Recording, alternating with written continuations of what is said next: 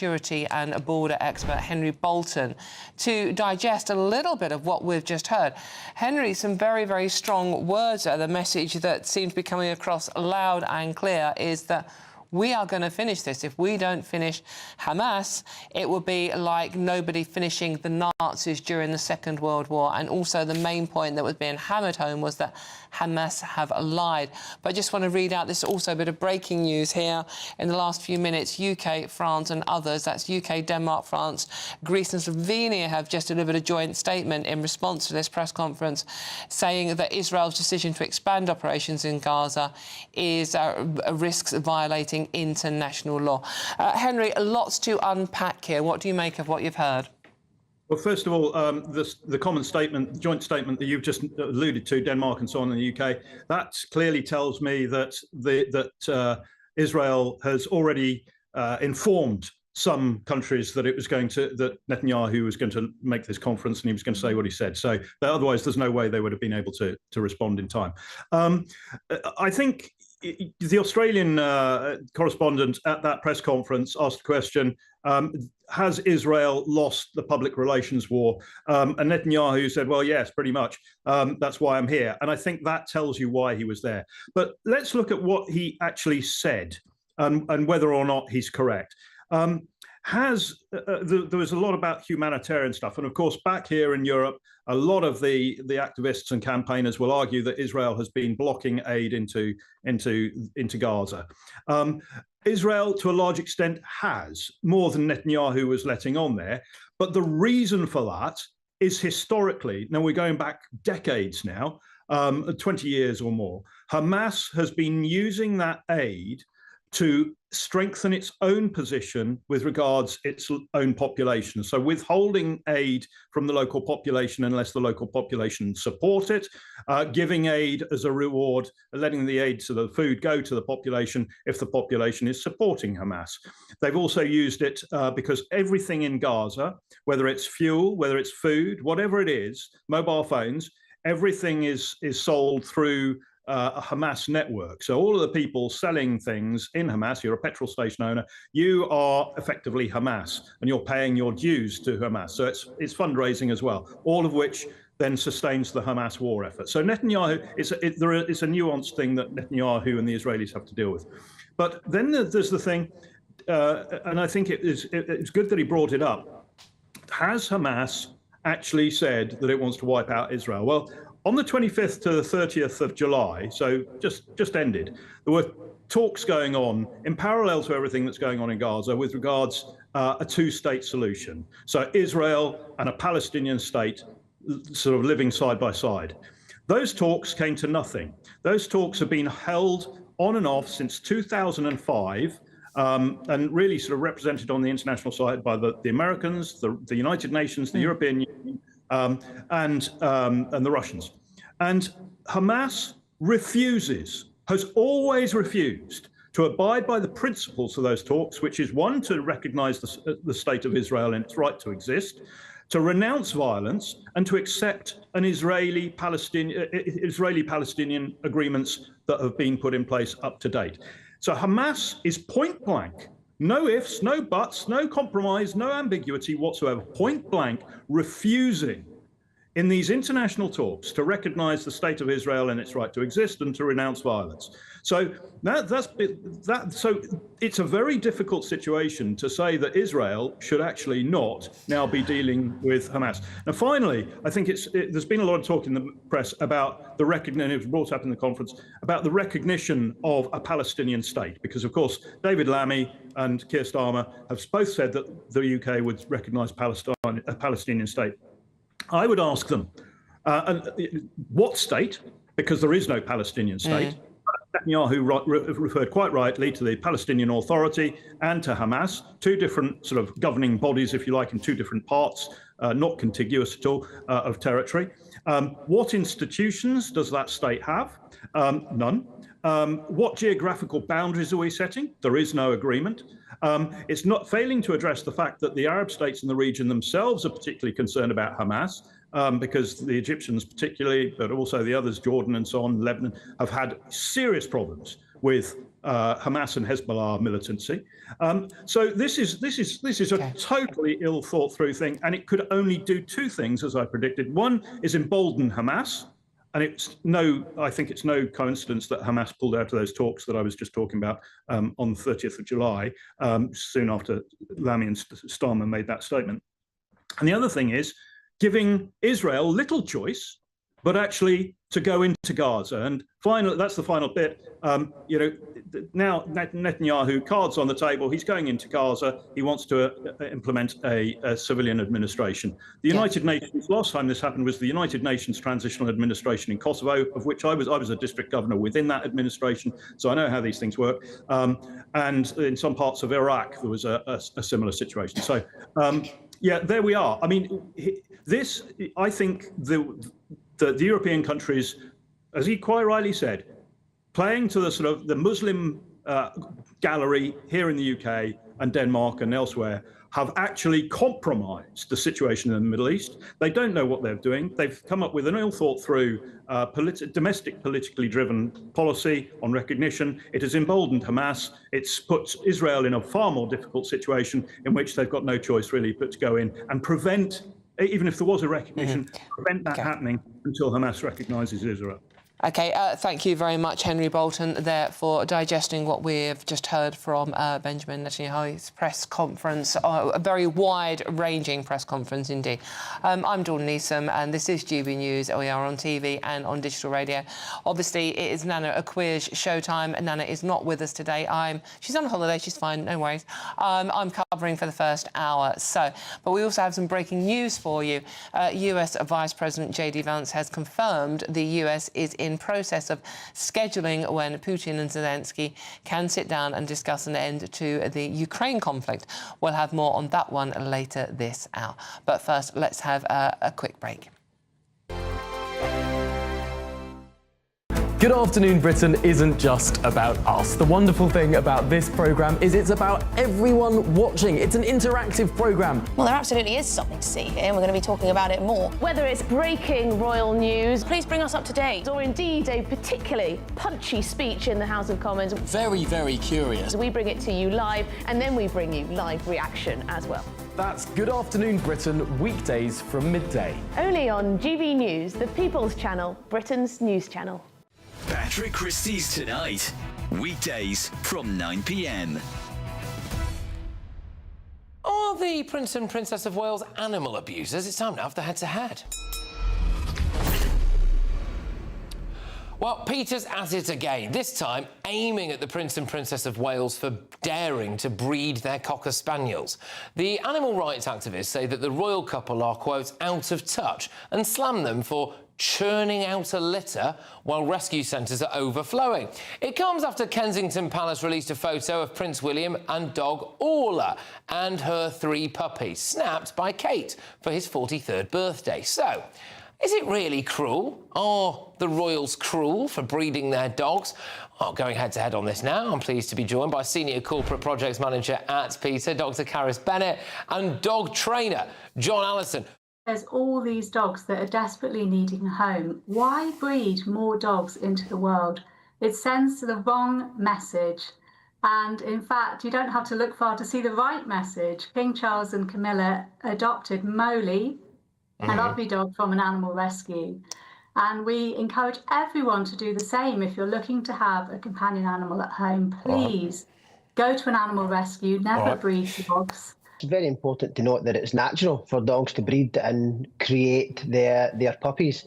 I think it's absolutely ludicrous to label the royal family irresponsible. We just have to look at their incredible record of animal welfare and how much they have done for animal welfare throughout the country. Unlike an organisation like PETA, who only recently contributed to dogs being put in rescue centres when they supported the banning of the XL bully. GB News, the People's Channel. Mornings don't have to be tiresome, especially if you have the right company. Wake up to news as it happens, opinion and debate, and of course, a little bit of entertainment too. Because when the kettle's on, we're on. That's Breakfast on GB News, a show worth waking up for. Every morning from 6 a.m. Only on the People's Channel, Britain's news channel. We'll spread the news, you spread the word.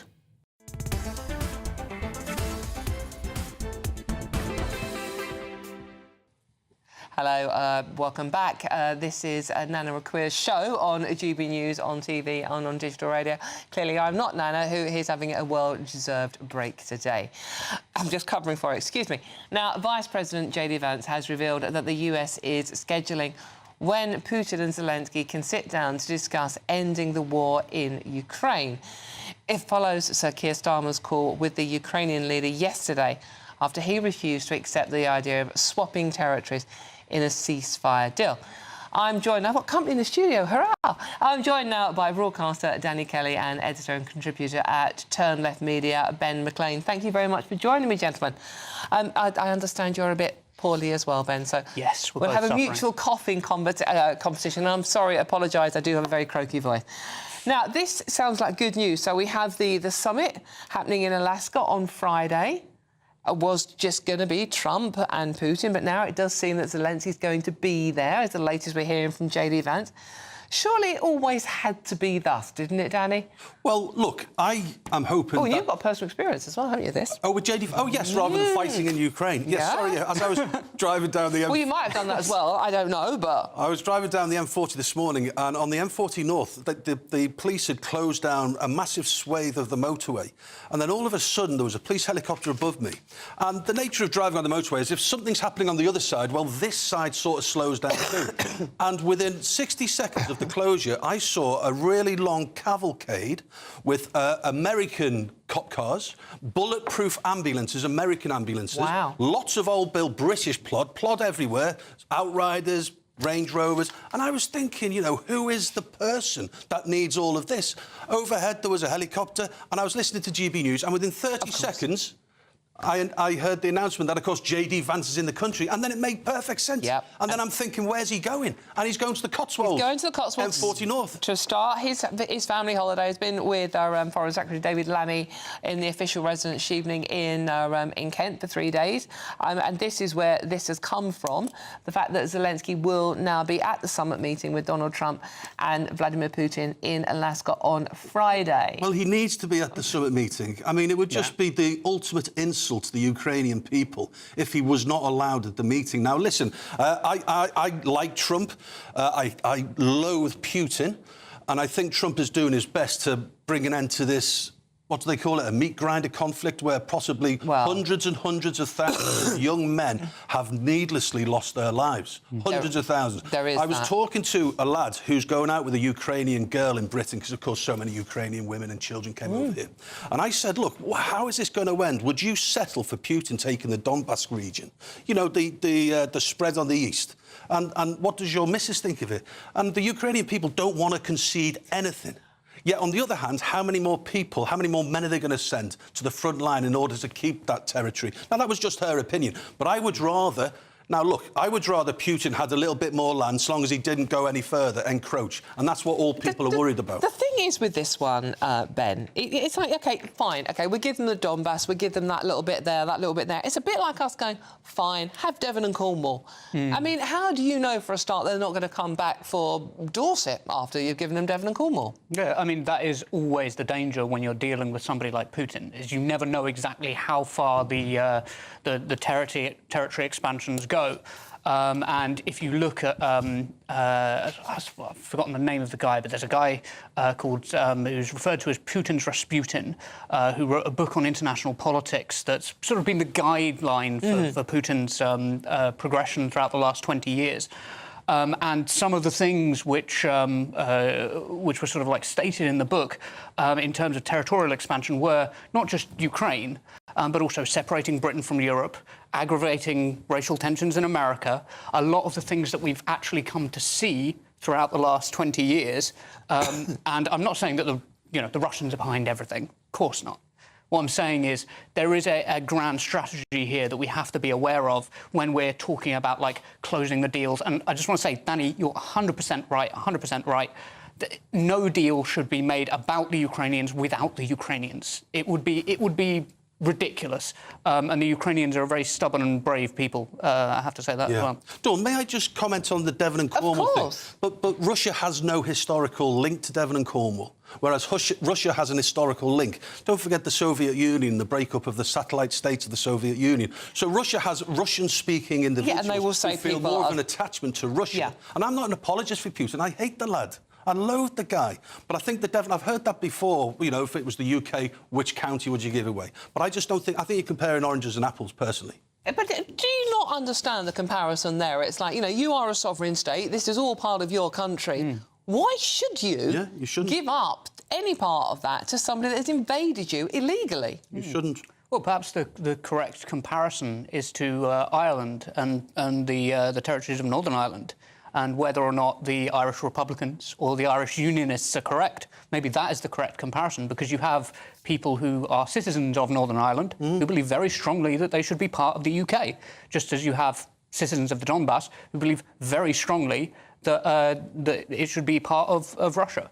However, I don't think that you can control various territories by force. I think at the end of the day, Ukraine deserves to exist as one whole country, without bits of it being broken off in an attempt to weaken Ukrainian sovereignty, because that sovereignty is also the sovereignty and strength of the rest of Europe.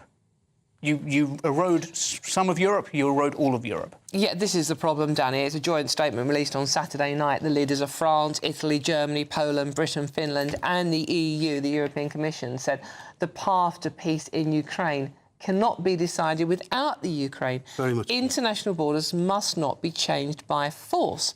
Well, but can we see a solution to this problem? That's that then. How's it going to end? So if Ukraine aren't going to surrender, then is Trump going to stop supplying them missiles in order to weaken them so that they lose? I mean, how does it end? If there is going to be no change of borders, and Zelenskyy doesn't want to give anything away, of course he doesn't. So how is it going to end? If Putin and Trump negotiate, what leverage has Trump got over Zelenskyy? Zelensky's a stubborn, proud man, characteristic of the Ukrainian people. They're fighters, yeah? So how is it going to end? Hundreds, thousands or more people who are going to lose their lives? Putin has to save face. And there's a strategy where an intelligent and a smart negotiator would go to Putin and say, OK, so you said that you wanted to eliminate the Nazis in the Donbass. Yeah. OK, well, we can let you save face. If you withdraw, we'll withdraw the sanctions. If you withdraw from all Ukrainian territories right now, and your legacy can be protected. Otherwise, your legacy is going to be one of meat grinding the Russians into oblivion, and his reputation once he dies, because he's an old man. Once he dies, his reputation could be on the line. So give him that, and say, look, we'll protect your reputation if you pull out Ukraine. OK, thank you for now, gentlemen. Well, I'm Dawn Neeson. I'm sitting in for the lovely Nana Akua on GBNews, on your TV and on digital radio. There's still loads more to come. The Jewish community and its allies are marching from central London to Downing Street today, calling for the immediate release of the hostages in Gaza. But first, it's time for some news headlines with Katie Bowen.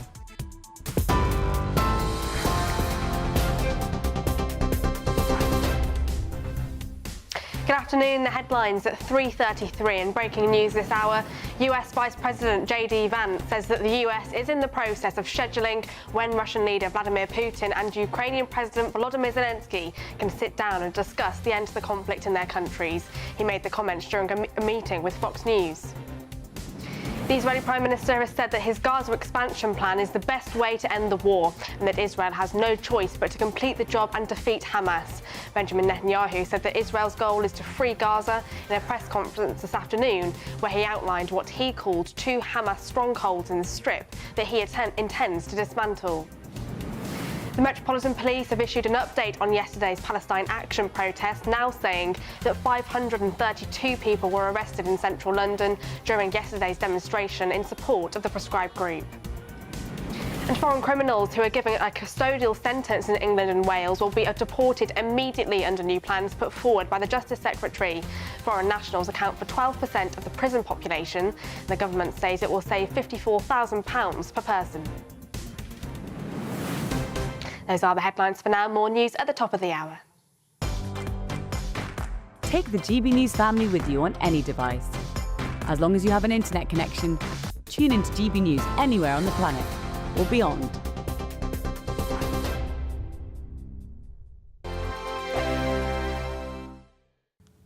Hello there, welcome to our latest GB News weather forecast from the Met Office. It's generally clouding over across northwestern parts of the UK at the moment, some rain moving in, but elsewhere dry. And in that sunshine tomorrow, it will be hot. High pressure sat to the east-south-east of us, drawing in some hot air from the near continent. But weather fronts introducing cloud and outbreaks of rain across the northwest, which you'll see through the rest of today. The rain could turn heavy at times, particularly over the higher ground, parts of western Scotland. Northern England seeing some rain as we head towards the very end of the day and into the early hours. But overnight, generally England and Wales, the rest of it staying dry with some clear spells, and with light winds we could see 1 or 2 mist and fog patches forming again, and temperatures overall remaining in double figures, a little higher than the night before. So a bright start across England and Wales, some mist and fog patches first thing, but a different picture across Scotland, a cloudy grey start here for many of us, some outbreaks of rain which could be heavy at times over the Highlands. Some early rain across Northern Ireland, but breaking up to allow some sunshine to come through, and a mixed picture across northern England too. And fairly hazy sunshine across the rest of England and Wales. But as the mist and fog lifts, the skies will become blue and there'll be plenty of sunshine for the day ahead. However, there is the risk later on in the morning into the afternoon of some heavy showers and thunderstorms starting to pull in from the southwest, but most places will stay dry. Rain becoming increasingly confined to northwest Scotland as we move through the day, so a bit of a grey day here. But in the sunshine, temperatures lifting the high 20s, possibly 30, 31 Celsius towards the southeast. Into the evening time, 1 or 2 thunderstorms are possible, but most places staying dry with sunny spells, though the sunshine quite hazy across England and Wales. The rain still lingering across parts of the Highlands. And the next few days remains hot and sunny for many of us. Light winds, temperatures reaching the low, possibly mid-30s. See you soon. From the school run to the home run, watch a new show for all of Britain. So he can say whatever he wants. A straight talking show where all voices are heard. And, you know, when are we going to stop talking about smashing the gangs and actually do it? With the stories that matter from every part of our country. There's a bit of a crash landing there for your Chancellor. Bold, fearless and standing up for you. That's me, Martin Daubney, 3 p.m. till 6 p.m, weekdays, here only on GB News. The People's Channel, Britain's news channel. Westminster's full of talk, but out here, it's the real world. Am I allowed to talk now? No, that's it.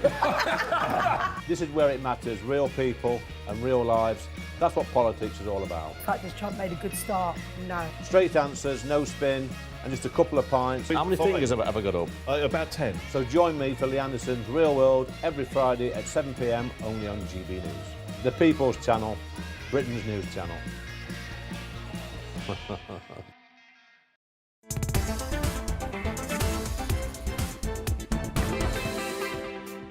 Hello, welcome back to the Nana Akua show on GB News, on TV and on digital radio. I am, of course, Dawn Neeson. Nana is having a well-deserved break, but we have got a cracking show for you still, no worries. Now, family members of hostages being held by Hamas terrorists are marching on Downing Street this afternoon. Jewish community leaders and anti-Semitism campaigners are joining thousands for the National March for the Hostages through central London.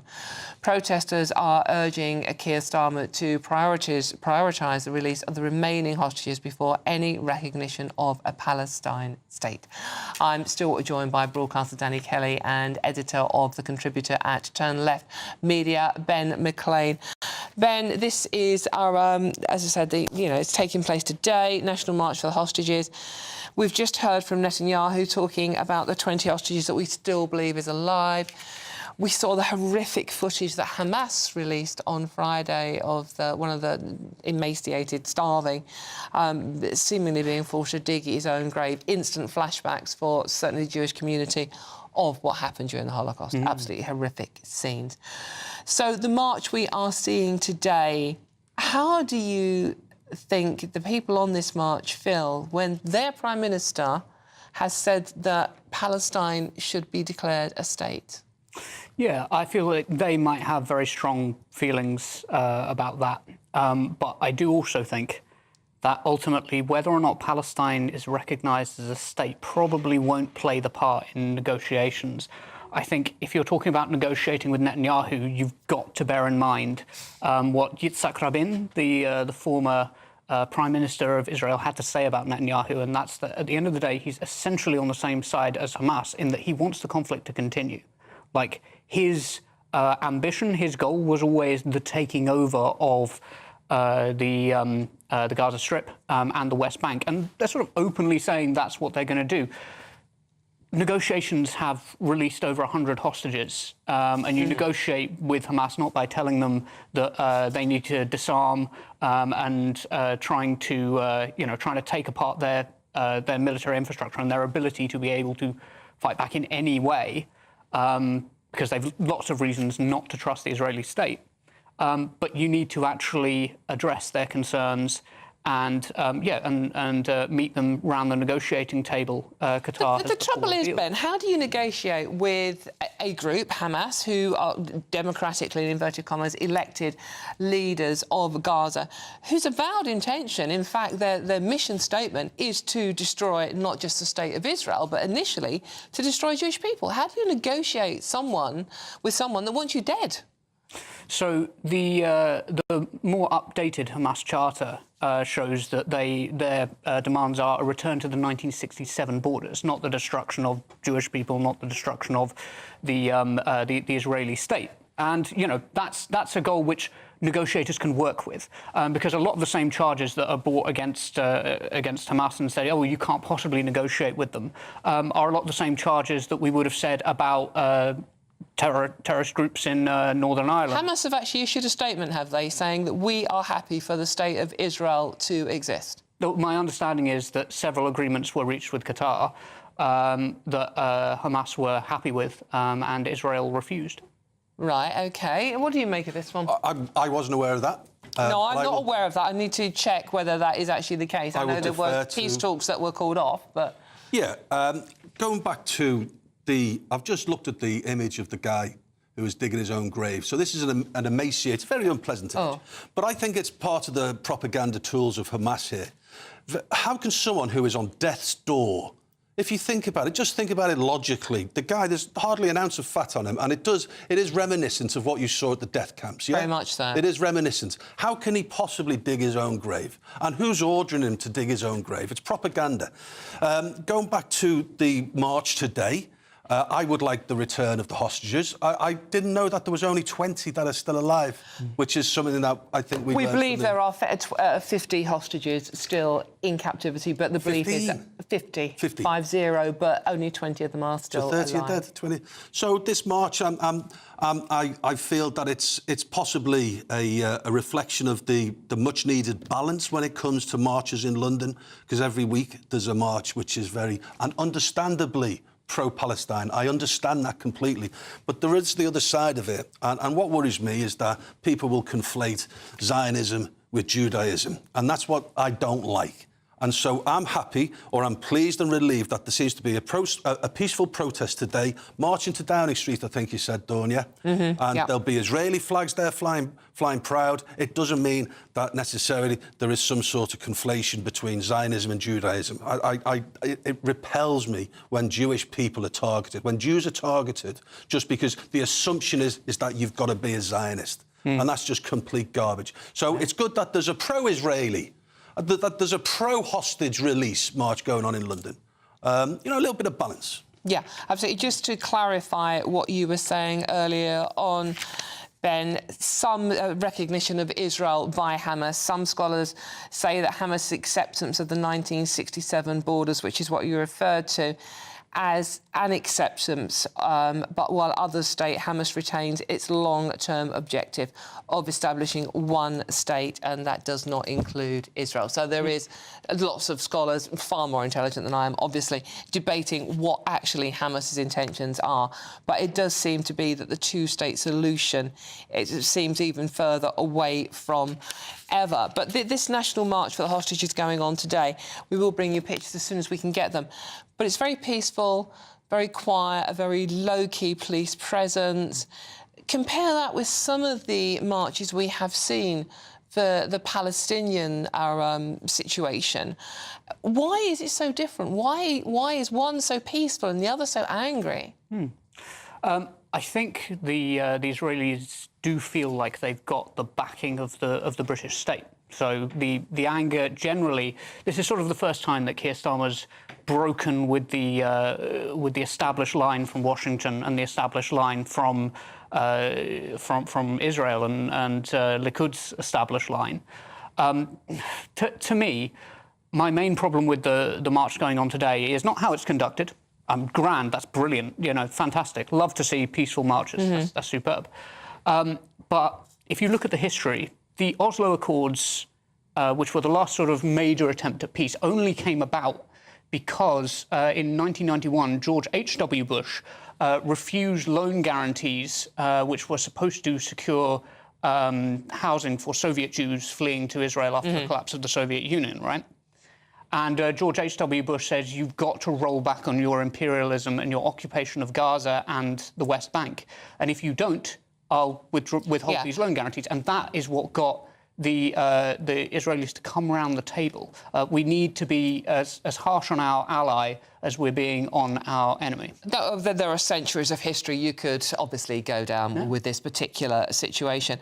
OK, we have run out of time, but we will obviously go back to the National March for the Hostages if we have any more pictures or information on what's going on there.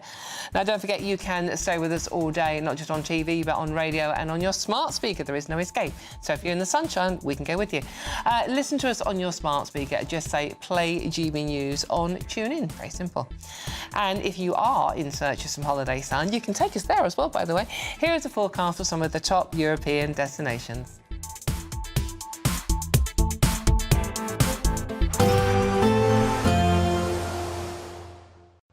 Be nice to escape the grey. Clear skies, here we come. As clear as our travel insurance. All Clear Travel Insurance sponsors GB News Travel Destinations forecast. Hello. The European heatwave will continue over the next few days, so some very high temperatures for many places. Lots of blue skies and sunshine, though, including the Canary Islands and Madeira, but the heat is most intense across Iberia, so Portugal and inland parts of Spain seeing temperatures into the low to mid-40s Celsius. Hot also across Italy, the Balkans, Greece and Turkey. And it's going to stay hot over the next few days as well. Lots and lots of sunshine, temperatures in the high 30s or low 40s. All Clear Travel Insurance sponsors GB News Travel Destinations forecast.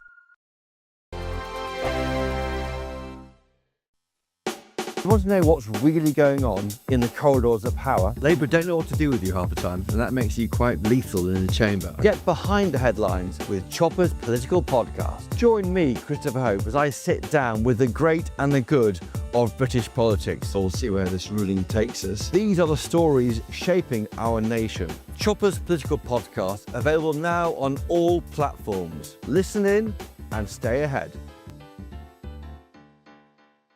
Britain was once the envy of the world, but look around. A nation that no longer knows what it is or where it's going. A country that's broken. How do we fix Britain? How do we bring it back? Friday night with Matt Goodwin at 8 p.m, only on GB News. You've read the headlines, you've heard what those in power have to say. How about now we actually get to the truth? They would pay attention. We go beyond the political theatre and tell you what's really going on behind the scenes. For a massive council tax hike, one of the biggest in the UK. Others follow their lines, but we go off script.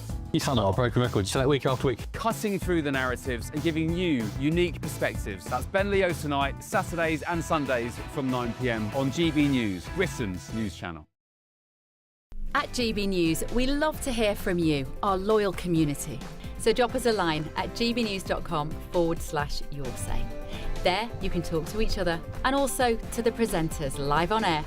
gbnews.com/your say, because GB News is your channel, Britain's news channel.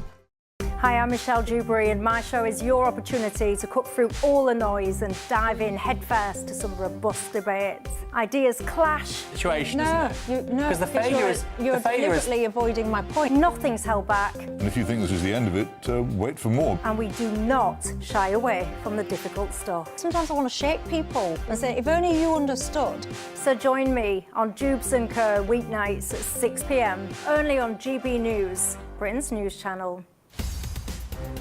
The GB Newsroom, we bring you the news as it happens. With our team of dedicated journalists across the UK, we're ready to keep you up to date with what's happening every half an hour, every single day. Bulletins here on GB News, the People's Channel, Britain's news channel. Good Afternoon Britain isn't just about us. The wonderful thing about this programme is it's about everyone watching. It's an interactive programme. Well, there absolutely is something to see here, and we're going to be talking about it more. Whether it's breaking royal news, please bring us up to date, or indeed a particularly punchy speech in the House of Commons. Very, very curious. We bring it to you live, and then we bring you live reaction as well. That's Good Afternoon Britain, weekdays from midday. Only on GB News, the People's Channel, Britain's news channel.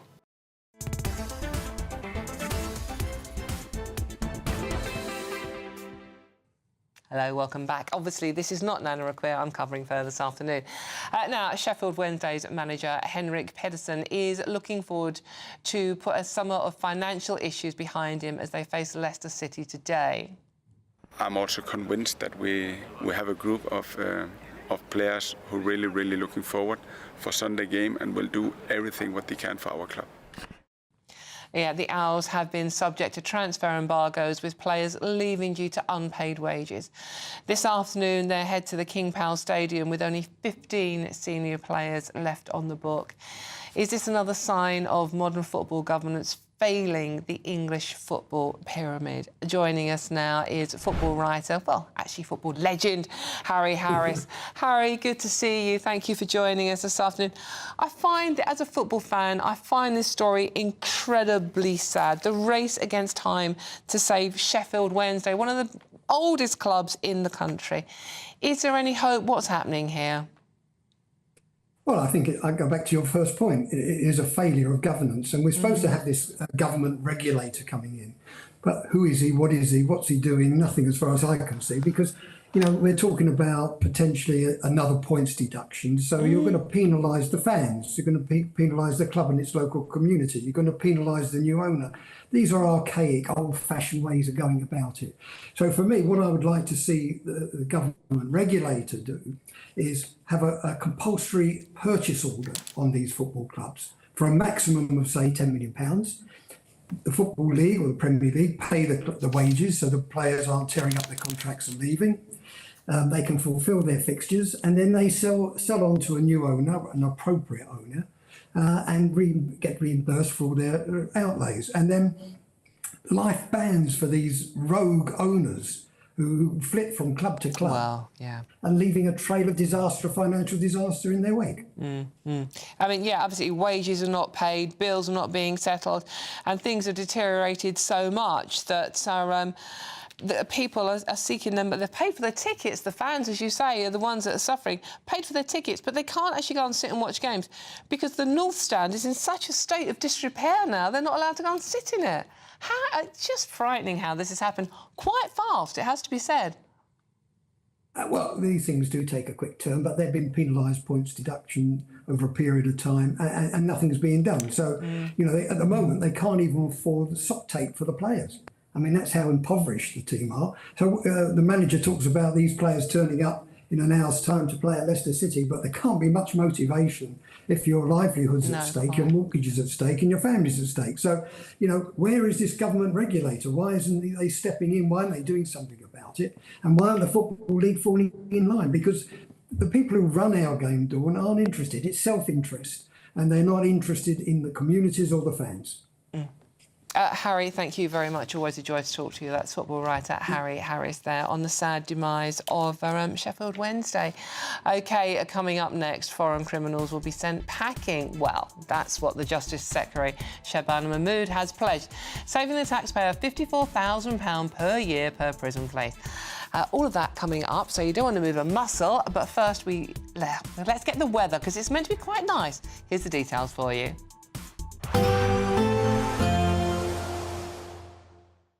Expect warm spells with the odd rude interruption. Box Boilers sponsors the weather on GB News. Hello there, welcome to our latest GB News weather forecast from the Met Office. It's generally clouding over across northwestern parts of the UK at the moment, some rain moving in, but elsewhere dry. And in that sunshine tomorrow, it will be hot. High pressure sat to the east-south-east of us, drawing in some hot air from the near continent. But weather fronts introducing cloud and outbreaks of rain across the northwest, which you'll see through the rest of today. The rain could turn heavy at times, particularly over the higher ground, parts of western Scotland. Northern England seeing some rain as we head towards the very end of the day and into the early hours. But overnight, generally England and Wales, the rest of it staying dry with some clear spells, and with light winds we could see 1 or 2 mist and fog patches forming again, and temperatures overall remaining in double figures, a little higher than the night before. So a bright start across England and Wales, some mist and fog patches first thing, but a different picture across Scotland, a cloudy grey start here for many of us, some outbreaks of rain which could be heavy at times over the Highlands. Some early rain across Northern Ireland, but breaking up to allow some sunshine to come through, and a mixed picture across Northern England too. And fairly hazy sunshine across the rest of England and Wales, but as the mist and fog lifts, the skies will become blue and there'll be plenty of sunshine for the day ahead. However, there is the risk later on in the morning into the afternoon of some heavy showers and thunderstorms starting to pull in from the southwest, but most places will stay dry. Rain becoming increasingly confined to northwest Scotland as we move through the day, so a bit of a grey day here. But in the sunshine, temperatures lifting the high 20s, possibly 30, 31 Celsius towards the southeast. Into the evening time, 1 or 2 thunderstorms are possible, but most places staying dry with sunny spells, though the sunshine quite hazy across England and Wales. The rain still lingering across parts of the Highlands. And the next few days remains hot and sunny for many of us. Light winds, temperatures reaching the low, possibly mid-30s. See you soon. Expect warm spells with the odd rude interruption. Box Boilers sponsors the weather on GB News. There's just 3 weeks to see how you can win your mortgage or rent paid for a whole year. That's a cash lump sum equivalent to 12 of your monthly mortgage or rent payments, right up to a whopping £20,000. Plus, we'll add an extra £5,000 on top for good measure. Make sure you don't miss out as lines close on the 29th of August. For another chance to win, text WIN to 63225. One entry costs £2.50 plus 1 standard network rate message, or text BONUS to 63225. 5 entries cost £5 plus 1 standard network rate message. Go to gbnews.com/win. Entries start at £2.50. Call 0903 686 3232. Calls cost £2.50 plus your network access charge. Or post your name and number to GB15 PO Box 8690 Derby DE1 9TT. UK only. Entrance must be 18 or over. Lines close at 4 p.m. on the 29th of August. Please check the closing time if listening or watching on demand. Good luck. Mornings don't have to be tiresome, especially if you have the right company. Wake up to news as it happens, opinion and debate, and of course, a little bit of entertainment too. Because when the kettle's on, we're on. That's Breakfast on GB News, a show worth waking up for. Every morning from 6 a.m. Only on the People's Channel, Britain's news channel. We'll spread the news, you spread the word. From the school run to the home run, watch a new show for all of Britain. He can say whatever he wants. A straight talking show where all voices are heard.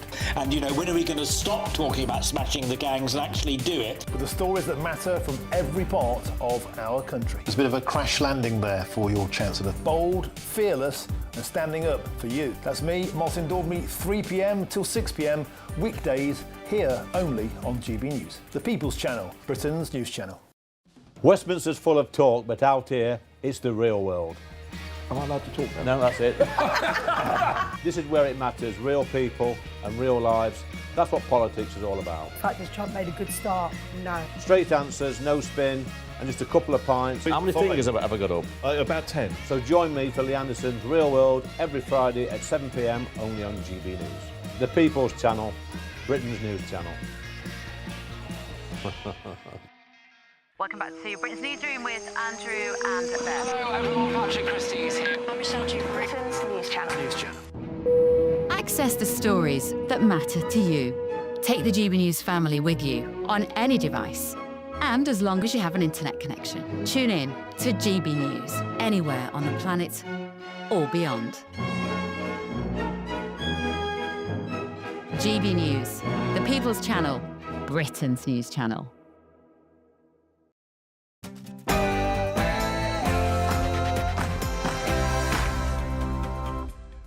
Hello and welcome back to GB News. I'm Alex Armstrong, standing in for Nana Akua, and for the next few hours, me and my panel will be taking on some of the big topics hitting the headlines right now. Well, joining me for the next couple of hours is broadcaster Danny Kelly and political commentator Andy Williams. Israeli Prime Minister Benjamin Netanyahu says he has no choice but to complete the job and defeat Hamas. Our goal is not to occupy Gaza. Our goal is to free Gaza, free it from Hamas terrorists. The war can end tomorrow if Gaza, or rather if Hamas, lays down its arms and releases all the remaining hostages.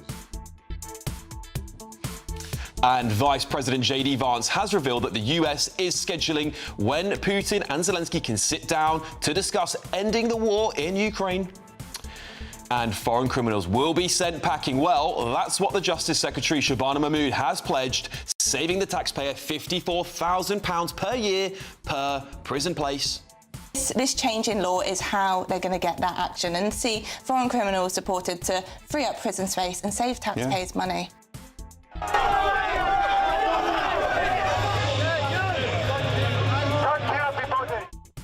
Hundreds took to the streets of Nuneaton after two men were charged over the alleged rape of a 12-year-old girl. It's as protests against asylum hotels have been taking place across the country in 10 cities. Both sides very, very vocal. One side saying, you can hear it perhaps, refugees are welcome here, Nazi scum off our streets. We are Britain. We've taken refugees in all our existence, and I think that's a good thing. The other side chanting, get them out, get them out. I'm just fearful for our future, for our children, and the people who are coming are undocumented. We don't know who they are. And Labour are hit with accusations of hypocrisy as they raise the age of party officials to 18, just after giving the vote to 16-year-olds. Is it one rule for them and another for the rest of us?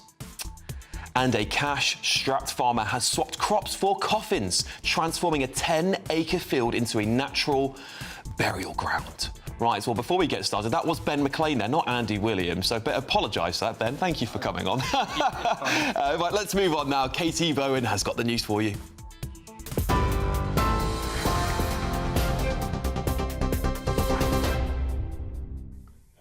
Alex, thank you and good afternoon. The headlines at 2 minutes past 4. And breaking news in the last hour, US Vice President J.D. Vance says that the US is in the process of scheduling when Vladimir Putin and Volodymyr Zelenskyy can sit down and discuss the end to the conflict in their countries. J.D. Vance went on to say during an interview with Fox News that the US will keep the dialogue with Ukraine open. He added that he didn't think it would be productive for the two leaders to sit down ahead of the scheduled summit in Alaska next Friday. It follows reports from the White House last night that President Zelenskyy could be invited to the talks about the war with President Trump and Vladimir Putin next week. Ukraine's allies held a security meeting hosted by Foreign Secretary David Lammy yesterday. They're calling for Zelenskyy to be involved in those peace talks, saying that the path to peace cannot be decided without Kyiv. Volodymyr Zelenskyy has rejected Donald Trump's suggestion that any deal will involve swapping territories. The Metropolitan Police have issued an update on yesterday's Palestine Action protest, now saying that 532 people were arrested in central London during yesterday's demonstration in support of the proscribed group. Of those arrests, 522 were for displaying an item, in this case a placard, in support of a proscribed organisation. 6 arrests were made for assaults on police officers, although none were seriously injured.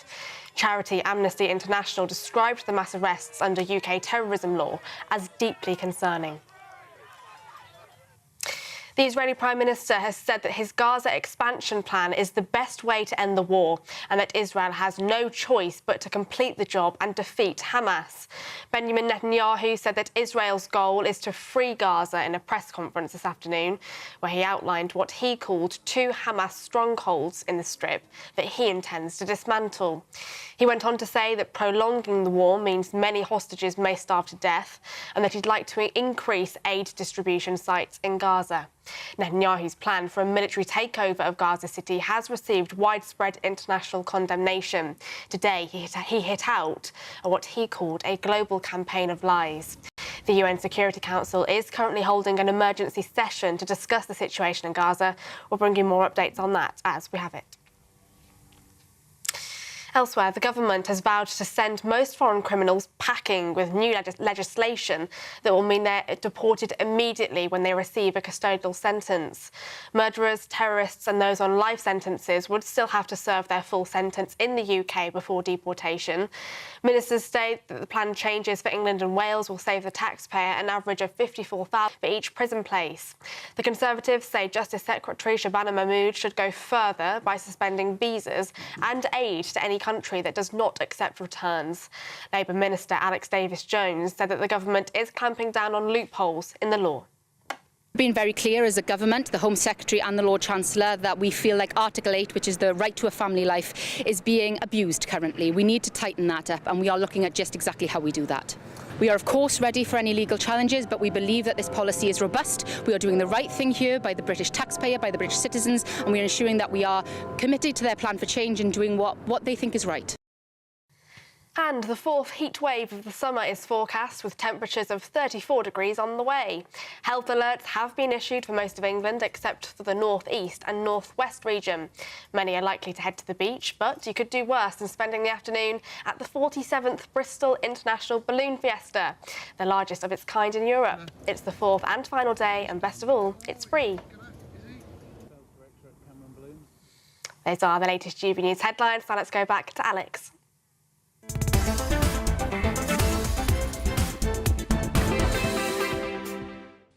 Thank you, Katie. Well, breaking news in the last hour. Vice President J.D. Vance has revealed that the US is scheduling a Putin-Zelenskyy meeting to sit down and discuss the end of the war in Ukraine. It follows Sir Keir Starmer's call with the Ukrainian leader yesterday after he refused to accept the idea of swapping territories in a ceasefire deal. Well, I'm now joined by broadcaster Danny Kelly and editor and contributor at Turn Left Media, Ben McLean. Ben, good to get your name right this time. But I'll start with you. You know, this is now a rapidly developing story. We've just been hearing rumour that the UN Security Council is having an emergency meeting on the back of Netanyahu's comments about Palestine. So we'll get to that later. But on top of this Trump, Zelenskyy, Putin story, it's good news that Zelenskyy is at least being included, by the sounds of it, from the Vice President. Oh, God, yes. As I was saying in the previous hour, there should be no negotiation about the Ukrainians without the Ukrainians. We wouldn't accept this for any other state. I don't see why we should accept it for the Ukrainians, just because, Trump and Zelenskyy had a tiff at the end of last year. I don't see why Ukrainian sovereignty should be, and European sovereignty more widely, should be breached on that basis. Danny, look, I think there is a point here to be made that Ukraine is really being propped up by the Americans, right? So this is sort of the Americans' proxy war with Russia. That's my take on it. Now, that doesn't mean that the Ukrainians shouldn't be involved in any peace deal, but really the deal will come down probably between what Trump and Putin want. It can't be a bilateral meeting. Zelenskyy has got to be there. I think it would be a geopolitical scandal and outrage if it was just them two negotiating about a third-party country with a third-party president who isn't even there. I think it would be awful. Now, I mentioned this earlier. This is going through my mind. What leverage does Trump have on Zelenskyy? Well, they're supplying him the majority of the arms. Yeah. And they've done a deal. Trump wants some minerals in return. Now, the European guys, we're giving him lots of arms, and we don't want anything in return. So Trump's making a deal on the geopolitical land that is Ukraine. I said this earlier. Hundreds of thousands of young men have lost their lives. Hundreds of thousands. Probably getting onto a million. We think it's probably past a million. Is it past a million now, Alex? At what point do people just need to realise, even the Ukrainians? Now, I don't think it would be a matter of great cowardice, but at some point, the Ukrainians need to accept that for a bit of land, is it worth another million young men? But then the counter-argument is Putin going to continue to push? Is he going to... I mean, lots of experts believe that he's going to continue to push. He's going to test NATO's resolve and resilience. Yeah. Well, I think that's it. And it's where is the red line? Because, Ben, at the end of the day, Zelenskyy wants NATO membership. He wants to go back to his original territory, which these are all understandable things. It's what we would expect if it was our country, right? These are things that if it was Britain being invaded and part of Britain was taken over by a foreign entity, then we would expect our land to be returned to us. However, I think Danny's right. There is millions of people losing their lives, millions of young men, whole generations of young men on both Russian and Ukrainian sides. At what point do you think either side has got to give? And it's a real stalemate that we haven't seen. We haven't seen this type of warfare since the end of World War I. Like, we really haven't seen anything quite like the sort of trench warfare stalemate that we're seeing in Ukraine right now. I agree, it's a difficult question. However, I think if you look at you look at what intelligence we've got going on inside Russia, you look at the Russian regime, which essentially comes down to Putin himself, right? Putin himself is the head of the Russian regime.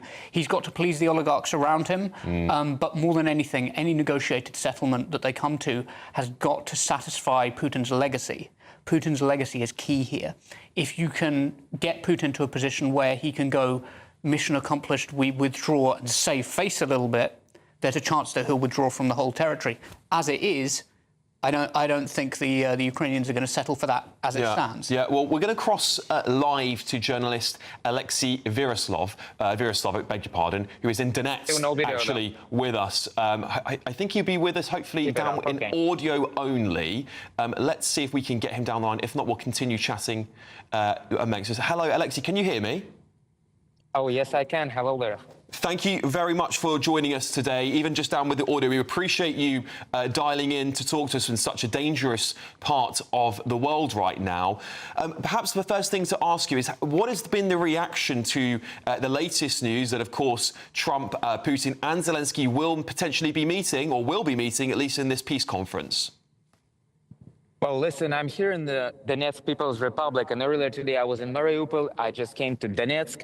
Of course, in both cities, people want peace. You talk to ordinary people, everyone just wants war to be over. And you know how Southern people are. They are very joyful and cheerful, and even when talking about the war, they approach it with humor, but they say they still dream about being shelled, and nobody wants war here. At the same time, though, I talked to some hardliners, mostly people from Russian private militia. And they are not so optimistic about the peace talks because they want the war to go till the end. They want to put the Russian flag in Kiev, and they want this to be over on our terms. So, well, let's see where it goes. Yeah, Alexei, is the prevailing sense that the hardliners are in charge here, or is it that those in the middle, perhaps the vast majority of people on both sides, because there's hundreds of thousands of losses on both sides of this war. Surely there is at least a feeling that many of those soldiers on the front line and many of the citizens living in these areas want the war to end quickly. Is that the sense you get from on the grounds there? Well, the sense on the ground, people are in the trenches here, so it's different. I like to believe that the politicians in the Kremlin are way more reasonable, and actually they are negotiating right now, and there will be this historic meeting in Alaska between Putin and Trump. So I hope Putin is not as hardline as people here in the trenches. Yes, absolutely. Now, of course, Donald Trump and Putin have been going back and forth on this. I think perhaps at the start of Trump's term in office, he was a little bit more hardline against Ukraine. That seems to have changed now. Trump seems to have got on board with Zelensky's program and is now a little bit more hardline against Russia, because we've seen those tariffs slapped on India, with the oil, at least, being a big part of India and Russia's trade agreements.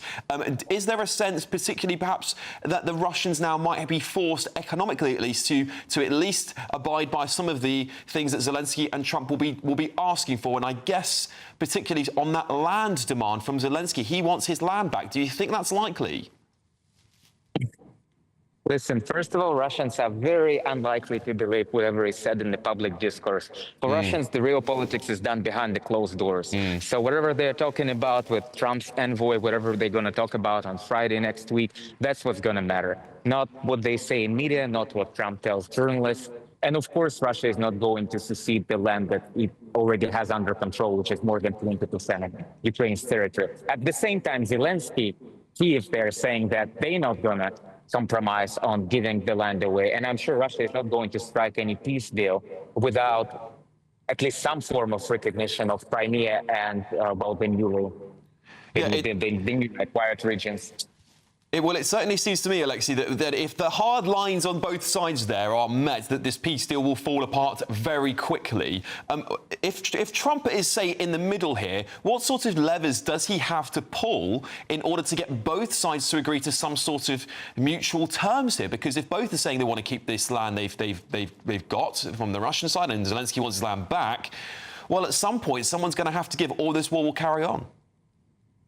Again, we really have to make a difference between what is said publicly and what is said behind the closed doors. I'm sure behind the closed doors, both parties actually understand that this war cannot go any longer, that this is a trench warfare at this point, that it's a stalemate for both sides. So they will be negotiating, and again, I hope both parties are reasonable. And my final question for you, Alexei, of course, the United Kingdom, France and other members of the coalition of the willing, so to speak, have, of course, backed Trump. But how important is the voice of other European nations in this conflict at this point in time? Have they just become completely irrelevant? Listen, in Russian political discourse, we believe that Europe, the European Union, other NATO countries are just U.S. satellites. In reality, though, I think they do have major ramifications in terms of the economy because they're our neighbors and Russia's biggest trade partner before the war. So I do think they have a leverage, and I do actually think that they would be unhappy with Zelenskyy not being present at the table with Putin and Trump. Yes, I think you're absolutely right there. Well, Alexei Virasov, thank you very much for joining us, and please stay safe there in Donetsk. Thank you for giving us some very important insight into the ongoing war there. I'll come back briefly to my panel on this. Danny, you just heard there a man on the ground in the middle of the war, quite literally. It seems to me that he might be right. There is two lines, and of course things that happen behind closed doors with Trump, Zelenskyy and Putin, but there seems to be this very hard line on borders and land. And actually, part of America's deal with Ukraine is to harvest some of those minerals in that land. Yeah, I wonder what appetite the Ukrainian people have for the continuation of this conflict. Back in 1991, Ukraine gained its sovereignty with a referendum. 92% 93% of people voted for sovereignty away from the Soviet satellite Cold War era.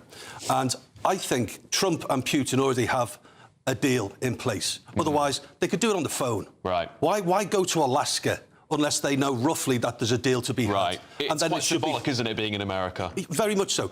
It should be then put to a referendum, I think, because the Ukrainian people, it's up to them. It's their sons who are getting butchered. Millions of them, and it's going to continue, and hundreds of thousands more sons are going to lose their lives. Generations of families wiped out. Ben, do you agree with Danny on that? I mean, I was reading not that long ago that there are more and more regular protests in Ukraine. I don't know what the case is in Russia because we don't have as much insight in there, of course. But do you get the sense that actually now both sides are willing to come to some sort of arrangement, or do you think this is going to continue? Well, interestingly, you can look at Yandex trends. Yandex is sort of the Russian equivalent of our Google, and sort of get a feel for what the Russian people are thinking, that I find a lot more accurate than internal Russian polling. My thoughts on it are, if you can detach the acquisition of land from Putin's ego, i.e. Putin can save his ego, save face by by still, give up land and still save face, say, we achieved our objectives, we wiped out the Nazis that were in the Donetsk and Luhansk, and say to them, look, we as the Americans will back your propaganda efforts, and say, hey, if you want to withdraw and say that, that's absolutely brilliant. But the alternative is, if you continue to push, if you stifle these negotiations, then we'll start looking at some of your holdings in Africa. We'll start looking at, should we be intervening and say disrupting? There's a major crisis that nobody talks about going on in Sudan at the moment, and the Rapid Support Forces are supported allegedly by the Wagner Group, Russia's own sort of mercenary group, and we should be looking at taking away those resource lines and denying Putin his legacy. Yeah, well, look, I suspect this is at least going to be a very interesting meeting. I think it's coming up on Friday, so let's see how that develops. Anyway, family members of hostages being held by Hamas terrorists are marching on Downing Street this afternoon. Jewish community leaders and anti-Semitism campaigners are joining thousands for the National march for the hostages through central London. Protesters are, of course, urging Sir Keir Starmer to prioritise releasing of the remaining hostages before any recognition of a Palestinian state. Well, I'm now joined by writer and commentator Jonathan Sacerdoti. Jonathan, thank you very much for joining me.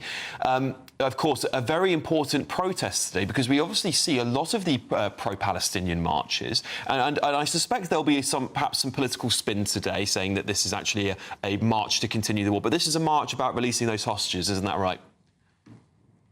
Indeed, it's not a march to continue the war. They've made it very clear, the people that are marching, that this is about a humanitarian issue.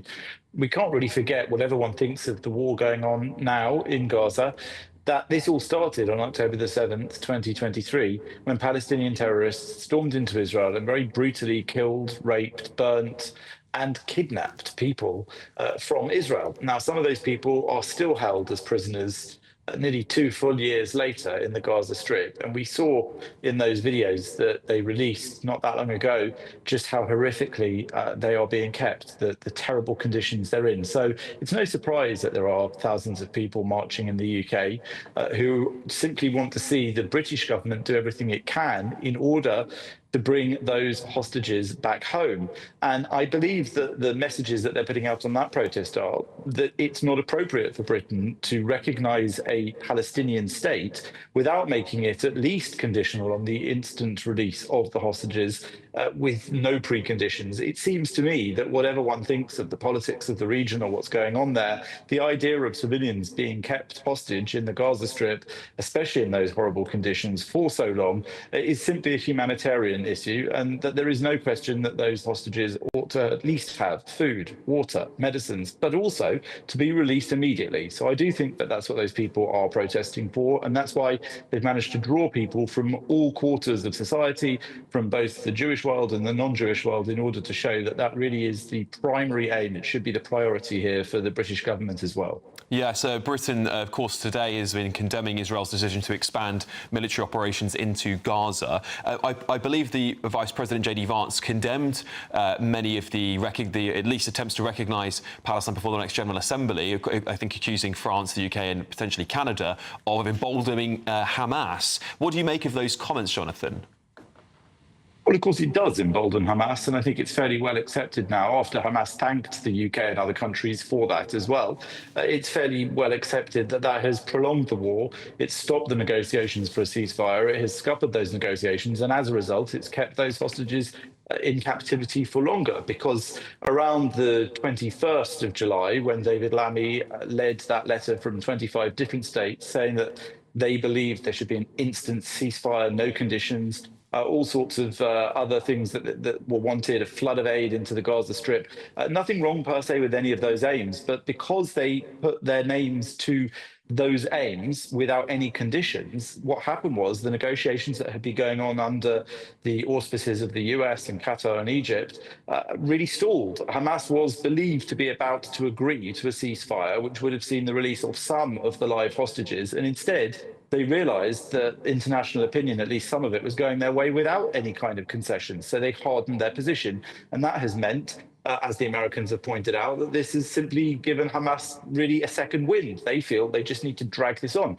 And Britain's position under Keir Starmer has been that unless there is a ceasefire by September, by that UN meeting, then Britain will recognise a Palestinian state. So from the Hamas perspective, they don't care about their own civilians. They don't care about shortage in Gaza. They don't care about continuing the war. In fact, they are now incentivised to keep going so that there won't be a ceasefire. The biggest obstacle to a ceasefire is therefore Hamas, and they will be rewarded come September if there is no ceasefire by Britain's recognition of this state. So when J.D. Vance said next to David Lammy in that press conference that it was something that America wouldn't do, recognising a supposed Palestinian state, he said it's because there is no state to recognise. There are no accepted borders. We know that those people do not qualify for statehood on almost any measure that we might expect in usual customary international law, and yet countries like the UK, under Keir Starmer and David Lammy, are planning to recognise it anyway as a sort of punishment to Israel, a democratic ally of Great Britain, and they are planning to do it as a result. There's a straight line between October the 7th and the recognition. As a result of that, the most horrific, brutal, barbaric attack on Israel by the Palestinian Arabs, it seems all upside down, and it seems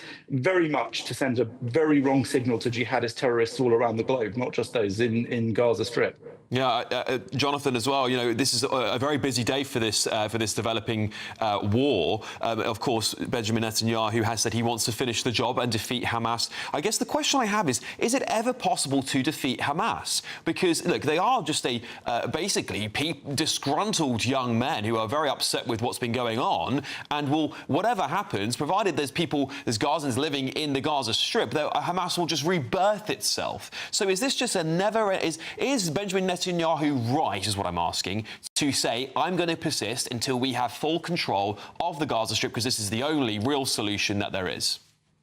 Well, it depends what you mean by the defeat of Hamas.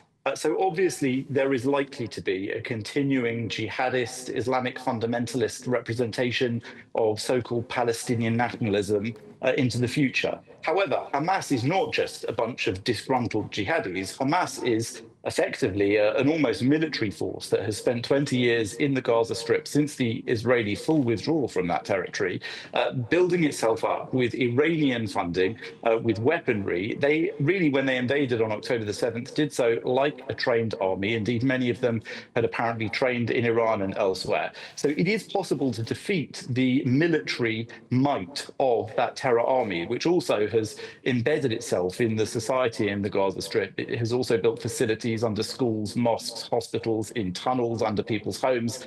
All of that can be diminished enormously, and has been, by the Israelis who've been fighting for 2 years there. So I do think that it is absolutely valid that Israel is aiming to destroy that, so that that will pose less of a threat in the future. But Jonathan, just while we're talking, I just want the audience to understand the footage they're looking at here is, of course, from the march today in London to release the hostages. Please proceed, continue.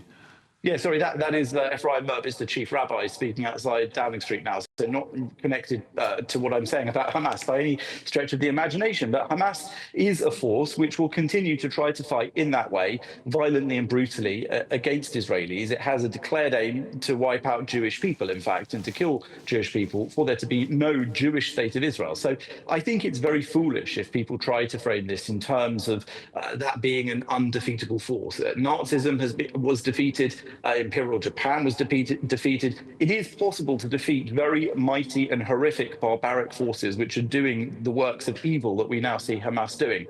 However, you are correct to focus on the idea that even with the defeat of Hamas, it is likely that the Palestinian cause will continue to be maximalist and will continue to reject any kind of two-state solution which could be acceptable to Israel. That is to say, one where Jews get to live in a Jewish state of Israel at peace, where they're not constantly attacked by acts of terrorism or rockets, or similarly by acts in international fora like the UN or the International Criminal Court or the ICJ, trying to attack Israel and to destroy it. If there are to be two states, then they need to be two states which allow each other to exist. And there's no indication of any mainstream Palestinian political movement which really wants to accept a Jewish state of Israel.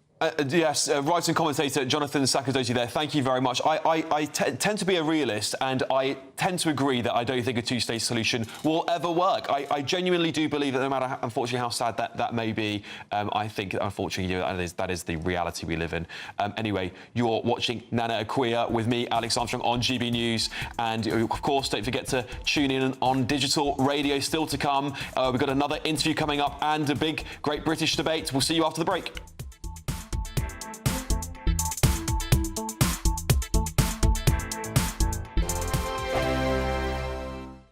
You've read the headlines, you've heard what those in power have to say.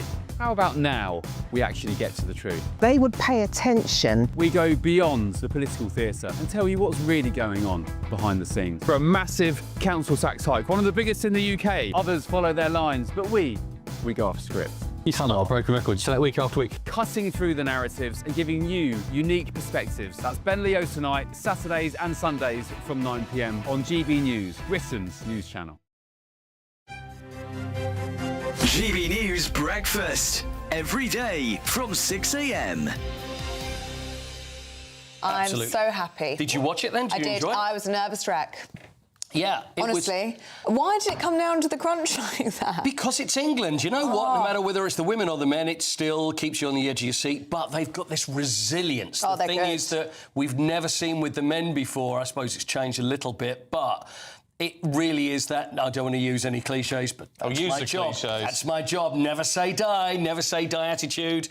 And it was terrific. Do you know, though, for how long, out of the 3 knockout games that England played after the group stage, for how long they were actually ahead? Go on. Don't worry, I'll tell you. 4 minutes and 52 seconds across 3 entire games was the amount of time they were actually ahead. Doesn't matter. Doesn't make any difference. No. Yeah. They came back and they won it. I mean, would it have been better? I was still going to say. Are you looking at you? You know, but in terms of if we'd had a stronger game, if we'd been really punching in this rather than it going right down to the wire. No, I don't think so. I don't think it really. I honestly don't think it matters. It's just about who wins, and when you've got a trophy. Which is up for grabs there, and also for the second time that the Lionesses have done it. And they were underdogs. I mean, they were. You'll have players that will say, oh, no, I don't think so. And I said to you on Friday, there wasn't much in it, but the Spanish team were the favourites. They're the world champions. And also, pound for pound, if you look player for player, again, there's another cliche for you, they would have been the better side. But it's a team game. It's how everybody reacts together, how everybody plays alongside each other, and the management.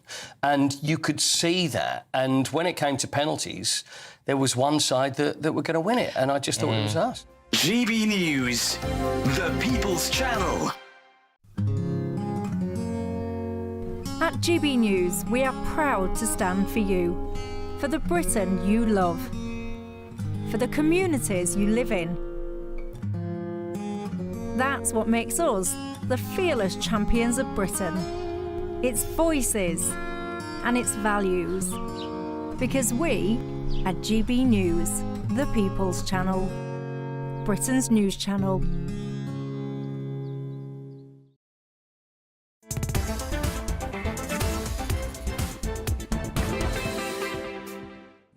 You're watching Nana Akua's show with me, Alex Armstrong, on GB News, digital and radio. Don't forget to tune in wherever you are. And, of course, we'll start off with the thousands of riot police that are on alert across the country as immigration protests continue.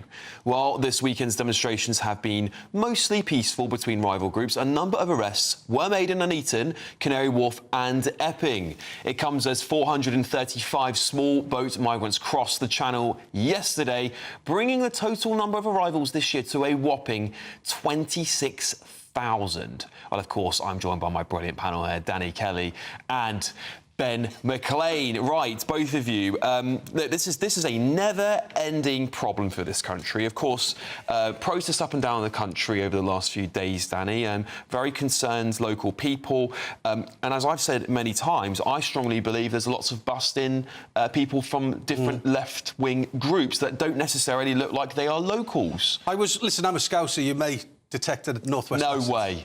I was watching the Liverpool protests, and Keir Starmer has taken for granted the city of Liverpool. It's a red city. I'm not talking football. I'm talking politics. Yeah. And I think Keir Starmer, at the next election and the next local elections, will find that he's taken the Scousers and the Labour vote for granted. Interesting. Because there were generations of Scousers. You're right. The Scouse accents were the protesters. And there were generations. You had young toddlers, you had mums, you had dads, and you had grandparents. Those would have voted for Keir Starmer. It's not a left or a right thing. This is apolitical in the sense of parties. Right. And to be smeared as far right, believe me, they would have voted Keir Starmer in. You can have a problem with lads coming over on dinghies, and you can have a concern about your family with lads unvetted, undocumented, who the hell are they? And you can be a Labour voter, and you can be a right-winger. Yeah. And I think that at the next election, he's going to struggle in Liverpool. What do you think about that, Ben? I think that Keir Starmer has done more things to upset the people of Liverpool than to do with this. I mean, for example, he said he wouldn't write in the Sun. He did. There is not a kind word to be said in the city of Liverpool about the Sun newspaper. And he said, if I get elected, I won't write in the Sun. And yet he did. I think there's something to be said here for the idea of, like, if you've ever had that experience of being with somebody in a restaurant and they've made a complaint to the restaurant, they've directed it at the staff, and you've gone, oh God, the staff clearly have no power here. I think there's an element of that with these protests. The protesters are protesting people in hotels who are, at the end of the day, not the people who are making the decisions. Yeah, and it makes me wonder, particularly with places like Liverpool, with Jeremy Corbyn's new party coming, whether that actually is the kind of left-wing agenda they're looking for. Because I think there's lots of Labour, old Labour strongholds across the country that actually, I think some of them will go for reform because they want that social conservatism to return. They think it's gone too far one way. And I think there's a whole group of potentially more ideological people on the left who want to see a more socialist society. If you give me a brief, what do you think about that, Danny, very briefly? Look, people vote for Labour for a number of reasons. In Liverpool, I would say that it's just generationally indoctrinated into you. You vote Labour. Why do I vote Labour, Dad? Because we've got workers' rights. Yes. OK? Yes. Why do we need workers' rights, Dad? Because there are few jobs in Liverpool and people are exploited financially and we want to keep hold of what we got. My grandfather was the leader of the Dockers Union. Good man, 92, he's doing something well, isn't he? And Ben, briefly to you, do you think that perhaps Jeremy Corbyn's the real threat on the left here? If there's this new party that's going to be ideologically more left-wing than Labour that seems to have gone so far into the centre-left, which is a bit of a... I think left and right's probably a bit of a weird thing to say these days, but do you see where I'm going with this? Is like these strong Labour holes, which are probably more socialist than they are anything as ideological, do you think that's the biggest threat for Keir Starmer? Yes, I think the pollster John Curtis came out and said that mostly Labour is losing votes to their left. They're not losing votes to their right. The UKIP and the Reform coalition is not winning over former Labour voters. I do also think that I feel sorry for obviously the people who have been attacked in various incidents, but there are, among every demographic, there are going to be people who commit heinous crimes. I think one of the ways that we can protect communities, by the way, I agree with Danny, stronger union rights protect communities from having their wages undercut. Interesting. Massively so, and this is perhaps an area that me and Danny can agree. All right. I think there's also a group of people who deserve protection, and that's people like Sarah Al-Hatimi, who was a 7-year-old girl. She drowned trying to get to this country, trying to get into the Channel. And a full 41% of those refugees are vulnerable women and children. I think they deserve protection too. Lots more to talk about on that here, but stay with us here on Nana Akua with me, Alex Archer, and Katie Bowen is going to be taking up some of your news headlines coming up very shortly. We've got a big story coming up on Labour hypocrisy. More of that, can you believe it? We will get to that story for you very shortly. First, let's get your news headlines, Katie Bowen.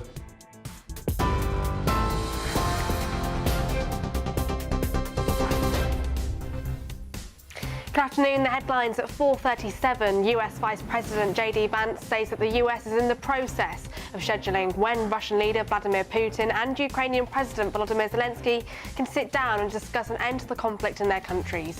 He made the comments during an interview with Fox News. The Israeli Prime Minister has said that his Gaza expansion plan is the best way to end the war and that Israel has no choice but to complete the job and defeat Hamas. Benjamin Netanyahu said that Israel's goal is to free Gaza in a press conference this afternoon. The Metropolitan Police have issued an update on yesterday's Palestine Action protest. They're now saying that 532 people were arrested in central London during yesterday's demonstration in support of the proscribed group. Foreign criminals who are given a custodial sentence in England and Wales will be deported immediately under new plans put forward by the Justice Secretary.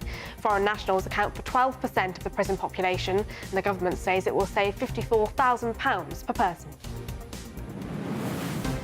Those are the headlines for now. More news at the top of the hour.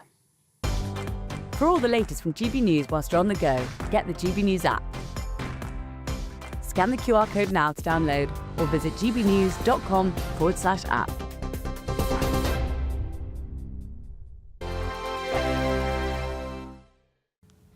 Hello there, welcome to our latest GB News weather forecast from the Met Office.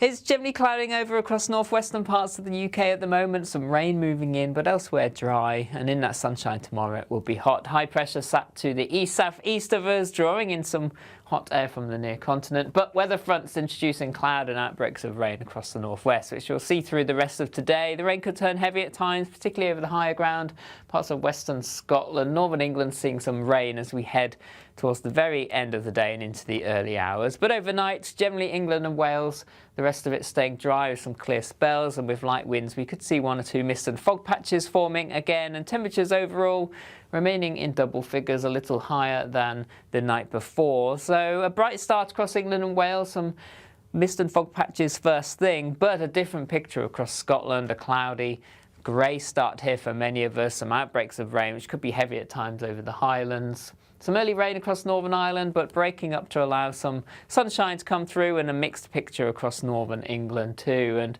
fairly hazy sunshine across the rest of England and Wales, but as the mist and fog lifts, the skies will become blue and there'll be plenty of sunshine for the day ahead. However, there is the risk later on in the morning into the afternoon of some heavy showers and thunderstorms starting to pull in from the southwest, but most places will stay dry.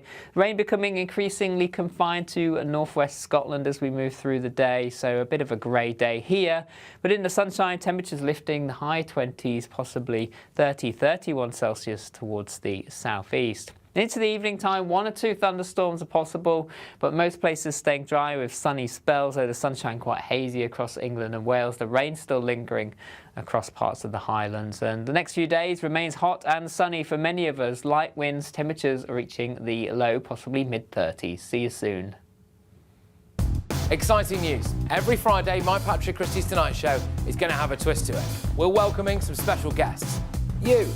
That's right, on Fridays I'm going to be doing my show in front of a live studio audience, because this show is about you and what you have to say. It's going to be the same big debates, same big topics, same big opinions, but every Friday night at 9 p.m. you are invited to come on down to Patrick Christie's Tonight to be a part of the action. Only on GB News, the People's Channel, Britain's news channel. Hi, I'm Michelle Dewberry, and my show is your opportunity to cut through all the noise and dive in headfirst to some robust debates. Ideas clash. Situation, isn't it? No, Because the failure is... You're deliberately avoiding my point. Nothing's held back. And if you think this is the end of it, wait for more. And we do not shy away from the difficult stuff. Sometimes I want to shake people and say, if only you understood. So join me on Jubes & Co. weeknights at 6 p.m, only on GB News, Britain's news channel. This. Are you surprised? I don't know if you will be. The Labour Party has been accused of hypocrisy again after banning under 18-year-olds from party roles. Well, as you might know, it comes less than a month after the government announced 16-year-olds would be given the right to vote in all UK elections. The Prime Minister claimed teenagers were responsible enough to pay tax, responsible enough to join the army, and should be able to cast a ballot. So, why aren't they responsible enough to become local party bosses for his party? Well, I'm joined by broadcaster Danny Kelly and editor and contributor at Turn Left Media, Ben McLean. Ben, I'll start with you. I mean, listen, I think that gets to a point, and we've seen a ministerial resignation this week over basic hypocrisy, where you just start to go, do you ever mean anything you ever say? Do you get that feeling as someone who's on the left? Do you still get that feeling from this government? Oh, Keir Starmer is a morally corrupt serial liar. So to give you a bit of background into why the left of the former left of the Labour Party dislikes Keir Starmer so much.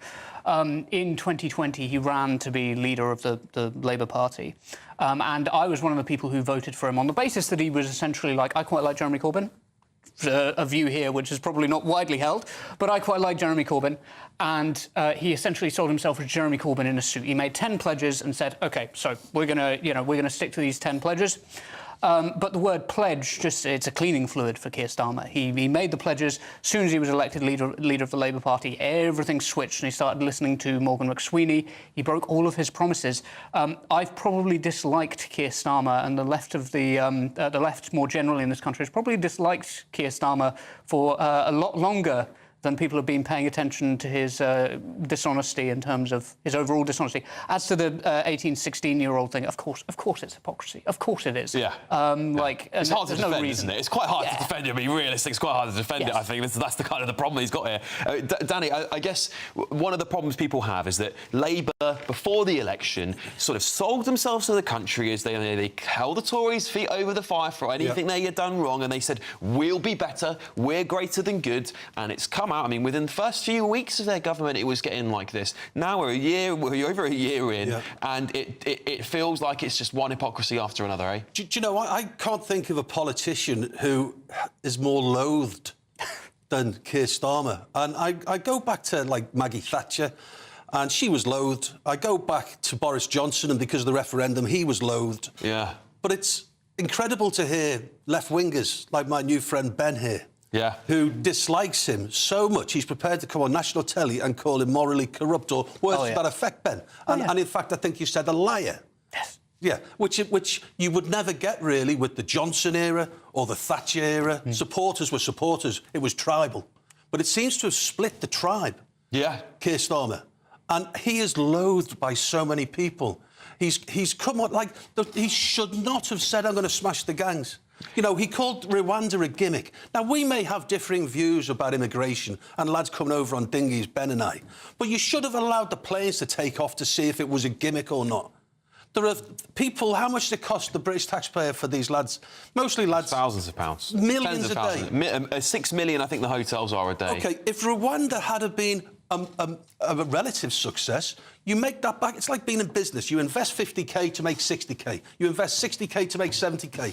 You invest a lot of money in Rwanda, hoping that it pays off, and then you make that money back because the kids ain't coming over on the dinghies. I think, Ben, the thing about hypocrisy is this, is that British people elect politicians on the basis that they're going to do the job they promised that they've done and all going to do, right? And I think time and time again, when you see things like this, where they say, we're going to have votes 16 because we'll tell the public everyone's responsible, right? All these young lads and young girls are responsible enough to vote, but actually they can't be part of the Labour Party, they can't be an official, and they can't stand for office. I mean, it stinks, doesn't it, to people? It stinks. It's obvious hypocrisy.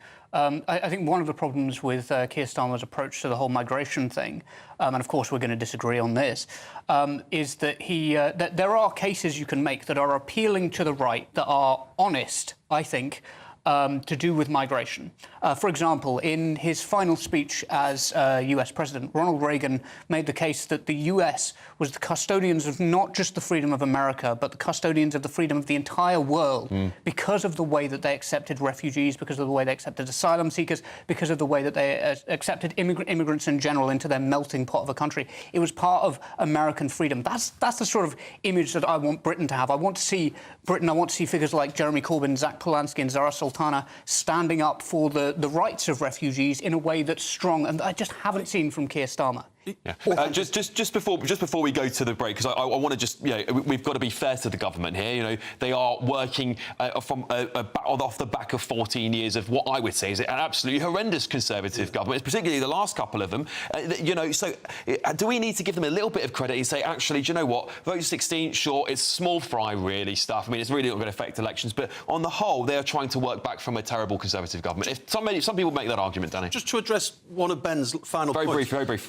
I don't think anyone has got a problem with genuine asylum seekers. I just think the perception is that these lads are economic migrants. To get back to your point about the 16 and the 18, it's mental. If you're old enough to vote at 16, why can't you be this at 16 with the Labour Party? Fair enough. All right, thank you both, boys. So that would be more coming after the break. But if you're in search of some holiday sun, here's our top forecast for some of our European destinations. Be nice to escape the grey. Clear skies, here we come. As clear as our travel insurance. All Clear Travel Insurance sponsors GB News Travel Destinations Forecast. Hello. The European heatwave will continue over the next few days, so some very high temperatures for many places. Lots of blue skies and sunshine, though, including the Canary Islands and Madeira, but the heat is most intense across Iberia, so Portugal and inland parts of Spain seeing temperatures into the low to mid-40s Celsius. Hot also across Italy, the Balkans, Greece and Turkey. And it's going to stay hot over the next few days as well. Lots and lots of sunshine. Temperatures in the high 30s or low 40s. All Clear Travel Insurance sponsors GB News Travel Destinations Forecast. You want to know what's really going on in the corridors of power? Labour don't know what to do with you half the time, and that makes you quite lethal in the chamber. Get behind the headlines with Chopper's political podcast. Join me, Christopher Hope, as I sit down with the great and the good of British politics. We'll see where this ruling takes us. These are the stories shaping our nation. Chopper's political podcast, available now on all platforms. Listen in and stay ahead. At GB News, we love to hear from you, our loyal community. So drop us a line at gbnews.com/yoursay. There you can talk to each other and also to the presenters live on air. gbnews.com/yoursay, because GB News is your channel, Britain's news channel. Good Afternoon Britain isn't just about us. The wonderful thing about this programme is it's about everyone watching. It's an interactive programme. Well, there absolutely is something to see here, and we're going to be talking about it more. Whether it's breaking royal news, please bring us up to date, or indeed a particularly punchy speech in the House of Commons. Very, very curious. We bring it to you live, and then we bring you live reaction as well. That's Good Afternoon Britain, weekdays from midday. Only on GB News, the People's Channel, Britain's news channel. In the GB Newsroom, we bring you the news as it happens. With our team of dedicated journalists across the UK, we're ready to keep you up to date with what's happening every half an hour, every single day. Bulletins here on GB News, the People's Channel, Britain's news channel. Mornings don't have to be tiresome, especially if you have the right company. Wake up to news as it happens, opinion and debate, and of course, a little bit of entertainment too. Because when the kettle's on, we're on. That's Breakfast on GB News, a show worth waking up for. Every morning from 6 a.m. Only on the People's Channel, Britain's news channel. We'll spread the news, you spread the word. Britain was once the envy of the world. But look around. A nation that no longer knows what it is or where it's going. A country that's broken. How do we fix Britain? How do we bring it back? Friday night with Matt Goodwin at 8 p.m. Only on GB News. You've read the headlines, you've heard what those in power have to say.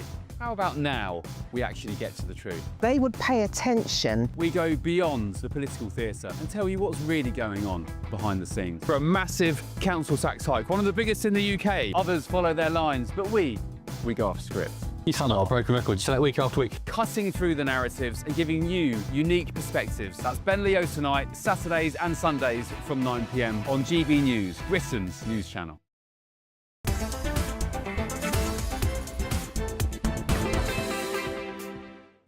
Welcome back, everybody. Well, a Leicestershire farmer has swapped crops for coffins, transforming a 10-acre field into a natural burial ground. Well, let's find out why, because joining us now is farmer and owner of Castleview Farm, Claire Goodson. Claire, thank you so much for joining me. Is this an unfortunate set of circumstances that continues for farmers that's pushed you to do this, or is this something you always wanted to do? Well, it's been a steep learning curve, let's put it that way. But yeah, it's just another way of diversification, really. Farmers, I'm afraid, now have got to diversify, because growing crops just doesn't seem to bring in the money anymore. So this was why we did it with this. It's a beautiful field. It's got wonderful views. We did some research. We knew that the local churchyard was getting full. So we just thought, actually, this is one particular field. It's heavy clay. It's never been that productive growing crops. We thought this would be a lovely way of a bit of increased biodiversity, and nice for the village, get the village on board, and just something else we could do to earn a bit more extra money, really, but also that's environmentally friendly too. Yeah, and Claire, has any of the recent changes, since the last budget at least, pushed you to do this, at least, with the inheritance tax coming through to farmers now? Have those things been part of your consideration to convert your crop field into a place for burials? I mean, yes, we've been open 3 years, so that we'd already got this in place before all of this happened with the inheritance tax. So, you know, it was already in place then. We'd decided sort of pre-COVID, we'd set the wheels in motion and got planning, which took a good 18 months to get planning. So, yeah, but it's just another, I'm afraid it is just another reason why we've got to diversify, because farming just isn't paying anymore. Yeah, and Claire, is part of that food inflation as well? Is it competition, or is it just simply poor land in this case, perhaps, Claire, very briefly, if you don't mind? In our field, in our particular field? Yes.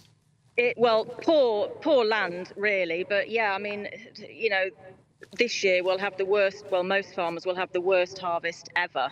And you know, as farmers, you just can't carry on like that. You've got to find some other way of bringing in some, you know, some more revenue. We just can't continue to do it year on year, making losses. Yeah, all right. Well, Claire, listen, thank you so much for joining me. That's farmer and owner of Castleview Farm there, Claire Goodson. Thank you so much for coming on and sharing that story with us. Lots more to come on the show. Please stay with us. Plenty more coming on the next hour, including Justice Secretary Shabana Mahmood's pledge to send foreign criminals packing. Stay with us. We'll see you after the short break.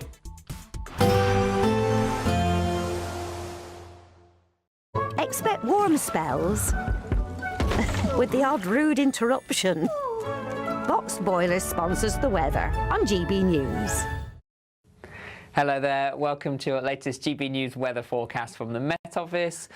It's generally clouding over across northwestern parts of the UK at the moment, some rain moving in, but elsewhere dry, and in that sunshine tomorrow it will be hot. High pressure sat to the east-south-east of us, drawing in some hot air from the near continent, but weather fronts introducing cloud and outbreaks of rain across the northwest, which you'll see through the rest of today. The rain could turn heavy at times, particularly over the higher ground, parts of western Scotland. Northern England seeing some rain as we head towards the very end of the day and into the early hours. But overnight, generally England and Wales, the rest of it staying dry with some clear spells, and with light winds we could see 1 or 2 mist and fog patches forming again, and temperatures overall remaining in double figures, a little higher than the night before. So a bright start across England and Wales, some mist and fog patches first thing, but a different picture across Scotland, a cloudy grey start here for many of us, some outbreaks of rain which could be heavy at times over the Highlands. Some early rain across Northern Ireland, but breaking up to allow some sunshine to come through, and a mixed picture across Northern England too. And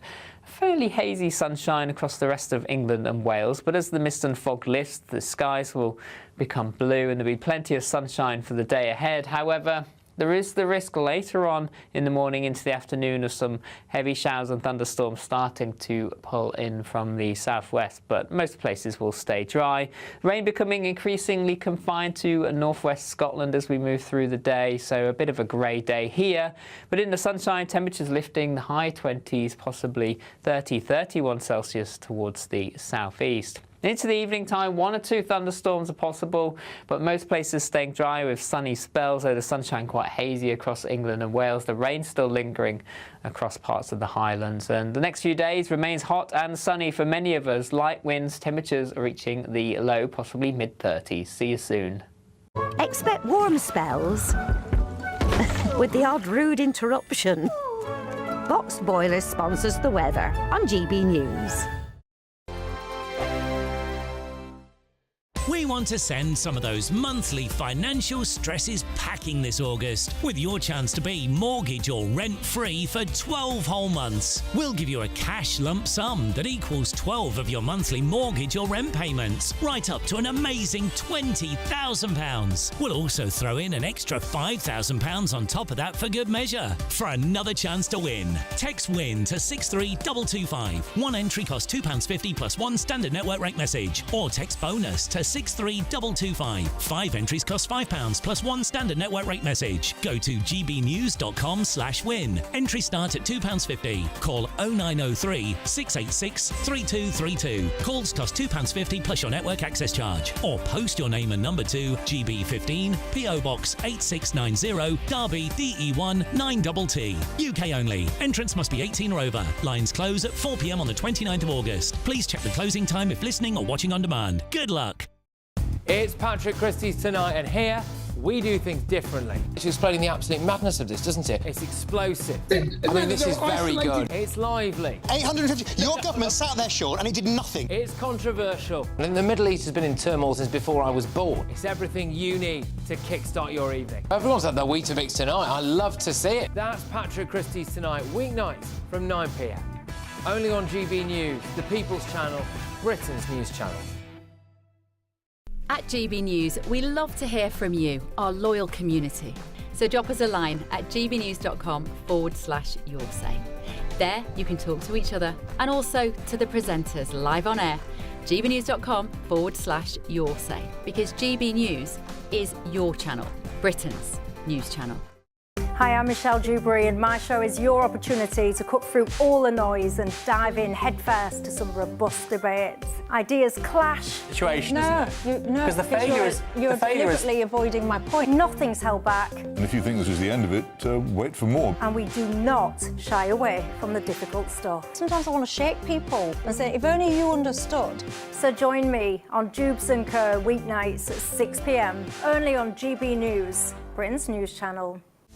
This is Britain's Newsroom, where your voice matters. It's just astonishing. With expert analysis and honest opinion, we don't just keep you informed. We bring you unique perspectives you won't see anywhere else. Can't argue with any of that. When the news happens, it happens here. On Britain's Newsroom, weekdays from 9:30 a.m. Only on GB News.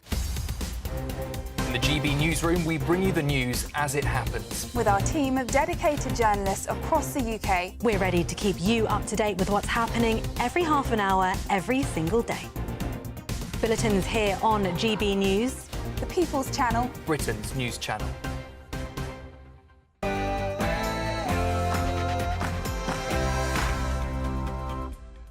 Hello, welcome back to GB News. I'm standing in for Nana Akua for the next hour. Me and my panel will be taking on the biggest topics hitting the headlines right now. And joining me are Danny Kelly, broadcaster, of course, and editor and contributor at Turn Left Media, Ben McLean. Well, Israeli Prime Minister Benjamin Netanyahu says he has no choice but to complete the job and defeat Hamas.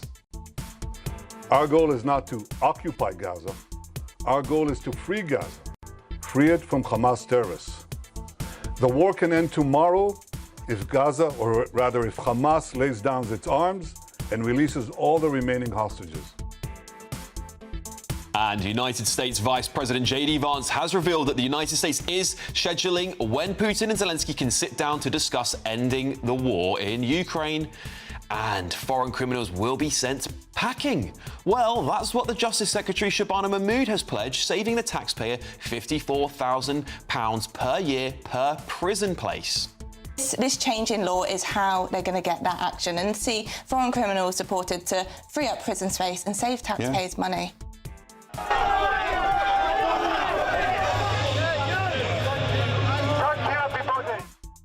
Hundreds took to the streets of Nuneaton after two men were charged over the alleged rape of a 12-year-old girl.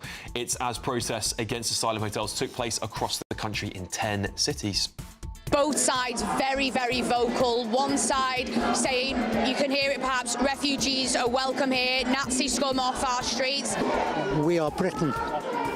We've taken refugees in all our existence, and I think that's a good thing.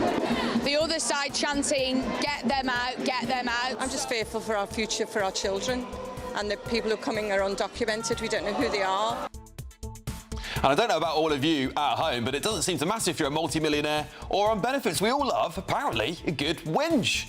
And it now looks like complaining could be addictive. Stay tuned to find out more about what that all means. Before we get started, though, let's get your news with Katie Bowen.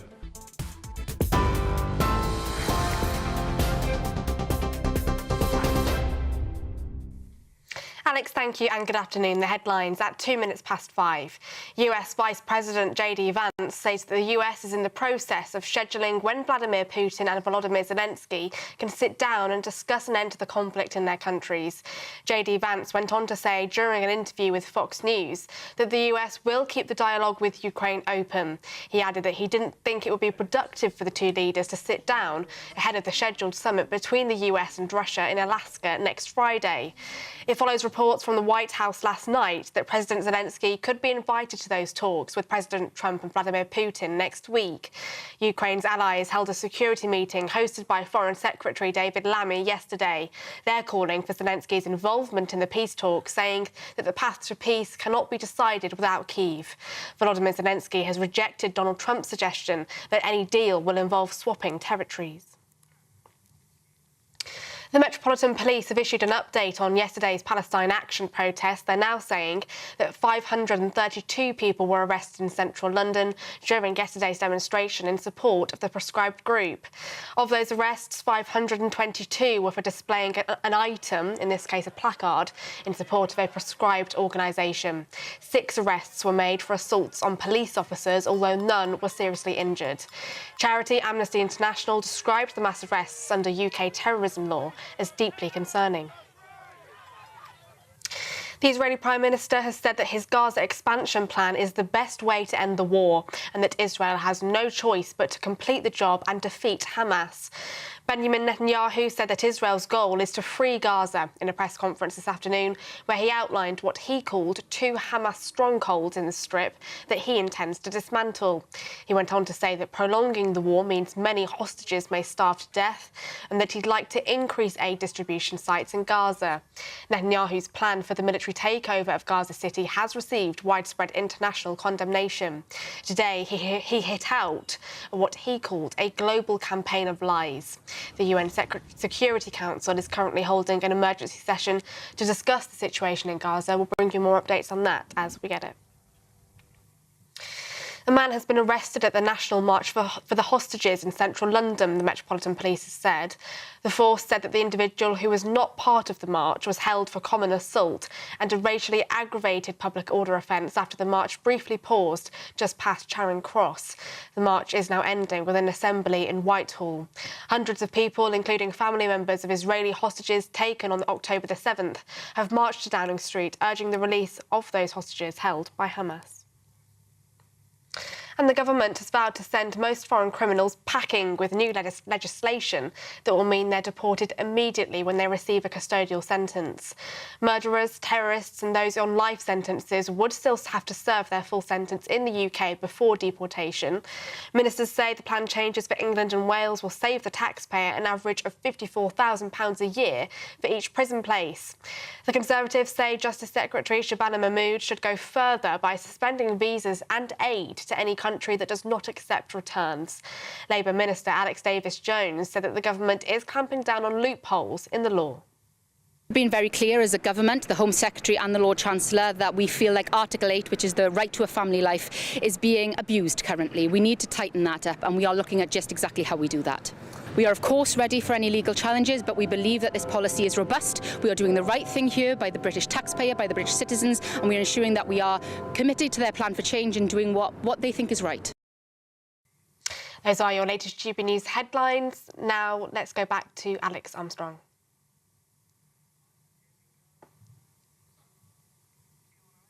Hello everybody, welcome back. Ministers have reportedly lost track, get this, of over 150,000 migrants who have come to the UK on social care visas. The government has admitted it has no idea how many foreign workers are still working in the industry. It's also not known if they still remain in the UK. So has the government lost track of immigration? Well, I think we know the answer, but I would love to bring in my panel broadcaster, Danny Kelly, and editor, contributor at Turn Left Media, Ben McLean. This is absolutely bonkers, Danny.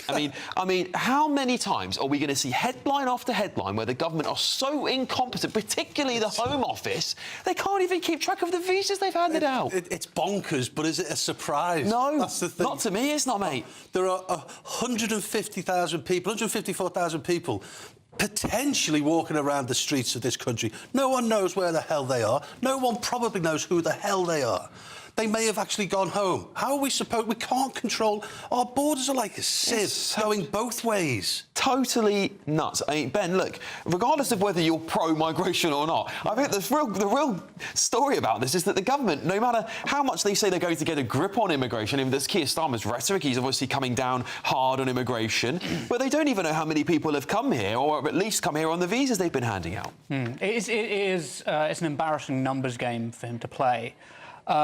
But this is the thing: if you're going to make your story about how tough you are on immigration, if you're going to essentially pretend to be Nigel Farage, but wearing a red tie rather than a light blue tie, then you better have the ability to back it up. And the problem is Keir Starmer simply doesn't. And I don't think Reform voters and people who would vote Conservative are convinced by Keir Starmer as the anti-immigration figure that he's tried to paint himself as. He should be making the positive case for immigration. For example, the idea from the Oxford Migration Observatory that immigration as a whole contributes about £20 billion in annual net taxation. So that's £20 billion that they are contributing more in taxation than they're taking out in benefits and services. Than they're taking out in benefits and services. And, migration as a whole is a net fiscal positive. I don't know why he wouldn't sort of make the case for these things instead of, trying to crack down on Uber drivers or social care workers, making them the story of the evening. I mean, redirect this so easily. Listen, Ben, my opinion on this is that immigration is too high in this country. We are one of the most popular dense... can't get my words out. We are one of the most dense countries when it comes to population in the West, at least, and I don't think our services can sustain it any longer. We are in a massive debt crisis. GDP per capita is down, and I think, Danny, that is due to us constantly flooding the market with people who are on lower wages. Therefore, wage suppression has just been affecting us for at least 10 years now. 100 grand today, salary is what 50 grand was 10 years ago. It's nuts. We often hear that migration generally and as a whole is a net financial improvement, but it's not all about money. No. People living and their culture changing, it's not all about whether they're a net contribution. It's about how you feel about your society, about how you feel about your life. It's about how easy it is to get a doctor's appointment, not about whether you've got a couple of quid more in your pocket or your purse. It's about how easy it is just to get on with the life that you maybe remembered 15, 20 years ago, that you thought was a better life. Yeah. I come down to London every now and again to GBNews. London is just a different place to how it was 25 years ago. I don't care whether the migration is benefiting the capital. It's just about the massive change. It's unrecognisable. Well, you can't have social integration, or at least cultural integration, when there is millions of people let into the country within the space of a year. And I think that is a genuine concern many people have. But if we go back just briefly to this social care situation, because of course we're talking about 150,000 people that they don't know where it is. And the minister here is Stephen Kinnock, who said, the department does not hold data that directly links visa status to ongoing employment in the adult social care or residence in the United Kingdom over time. As such, it's not possible to estimate the number of individuals who enter the UK on a social care work visa. This is a flawed system. If we're going to crack down on immigration, it's surely the Home Office, under this Labour government, who's banging on about cracking down on immigration, should be able to say, well, actually, we have the levers to tell you whether that person switched visa or not. Well, I think Danny said it right. If you want to improve the social care system in this country, if you want to improve the NHS in this country, you can't get away from the fact that the NHS has been through the largest funding squeeze in its history. You just can't get away from that fact. But the numbers for the NHS are going up. They have it year after year. More money is put into the NHS. That's true, but not in terms of the in real terms. In real terms, it's been cut. It first started being cut in 2011, and it hasn't recovered since. The British Medical Journal and the British Medical Association are very clear on this. The NHS is not getting enough funding, and we have a real staffing crisis in the NHS, which requires immigration, and you can make that positive case for. Ben, I don't think it does require immigration. I think we have failed to train young people. We have failed to give them a route. We have failed to say, actually, this is a lucrative career. I mean, look at Australia. They're snapping up our trained nurses and doctors, the young British trained nurses and doctors, because they are highly qualified, highly skilled, and then they go and earn spend twice as much money on Australia. So perhaps we can agree that they're not paid. We're not paying them enough. Which, despite what a lot of people would say, I think we should be paying them a hell of a lot more, particularly the younger ones who we need to keep here. And I know they go on to make money in the future, but actually, if our point is retention, we've got to fix that first. Exactly. However, what I would say is that the NHS has been very wasteful, particularly not the fault of the people who are on the ground, but the bureaucracy behind the NHS, which you've got double. You've got a Department of Health and Social Care, then you've also got the NHS England, which I'm glad to hear they're scrapping. But by all intents, for all purposes here, it seems like the government just is ploughing money into stuff to get things up. But social care, why aren't we training people, Danny? Well, just to support one of Ben's points about immigration, migration and the NHS. I have a very, very frail and infirm, I think Barry is 82, he's my uncle. Yeah. And he needs people to come round 4 times a day to help him with the necessities, that the bodily functions that we take for granted. And I know for a fact over the last few years, he's got a variety of people, not one of them has been English. Not one. Indian, Eastern European, Western European. Who do we blame for that, Danny? Is that well, I think what I am not going to do is fall into the trap of all British kids are lazy. I'm not going to do that because that's just a convenient fallacy for opponents to criticise British culture. I'm not going to fall. But I do think that there are certain jobs that are generally unpalatable. And British kids, they may say, OK, well, I can go and... I'm not going to be crude, but I can go and help that fella with his toilet, and I can go and help that fella dry himself after the shower. But, you know, I'd rather not. I'd rather do something else. And is that because we're just not paying? No, I think it's the job. You think it's the job itself, not the money? I think it's the job description. And would you agree with that characterisation? Do you think it's because the job itself is just not at least a very glamorous job to do, putting it nicely, or is it because we're just not paying young people enough money to want to go and do that job? I think it's because we're not paying them enough, but there are things to do with conditions. We seem to view in this country an efficient service as one that is run understaffed, underfunded, and that's not what efficiency is. You want to have a bit of fat on your public services in order that they can survive crises like the COVID pandemic. I'd also say there's a saying in the vegan community. They have a vegan community? There is indeed a vegan community. They keep fighting with each other, but they are there. There's a saying in the vegan community that it'll never be more efficient to be the secondary consumer, right? The idea is that it takes 3 pounds of grain to make a pound of meat, and therefore it's more efficient. I'm not a vegan or a vegetarian myself, but the analogy makes sense because it takes 3 pounds of grain to make a pound of meat. And the problem is with anything profit-based in the NHS, any private companies getting involved in the NHS, is if you're paying private companies a profit before you're getting the service, you're not only paying for the service, you're paying for the profits of a corporation, and that is immediately inefficient. Yeah, listen, I think this crisis is going to continue for a very long time. I think there's going to have to be some sort of dramatic change in our social care system and dramatic change in our National Health Service, but of course more to come from smarter people than me. A Home Office spokesman has said this: this route, which closed with our immigration white paper, was opened under the previous government. We also inherited a data system which was not designed to monitor the long-term outcomes of health and care visa holders, including whether they remain in Britain or continue working in the social care sector. The number of people who have been returned from this country is up by 11% since the election, including those who have overstayed their visa. A comprehensive plan has been set out in the immigration white paper to bring greater order to our system by reducing reliance on overseas labour. OK. Well, moving on. We will send you packing. Those are the words of Justice Secretary Shabana Mahmood as she pledges to deport foreign criminals immediately after sentencing.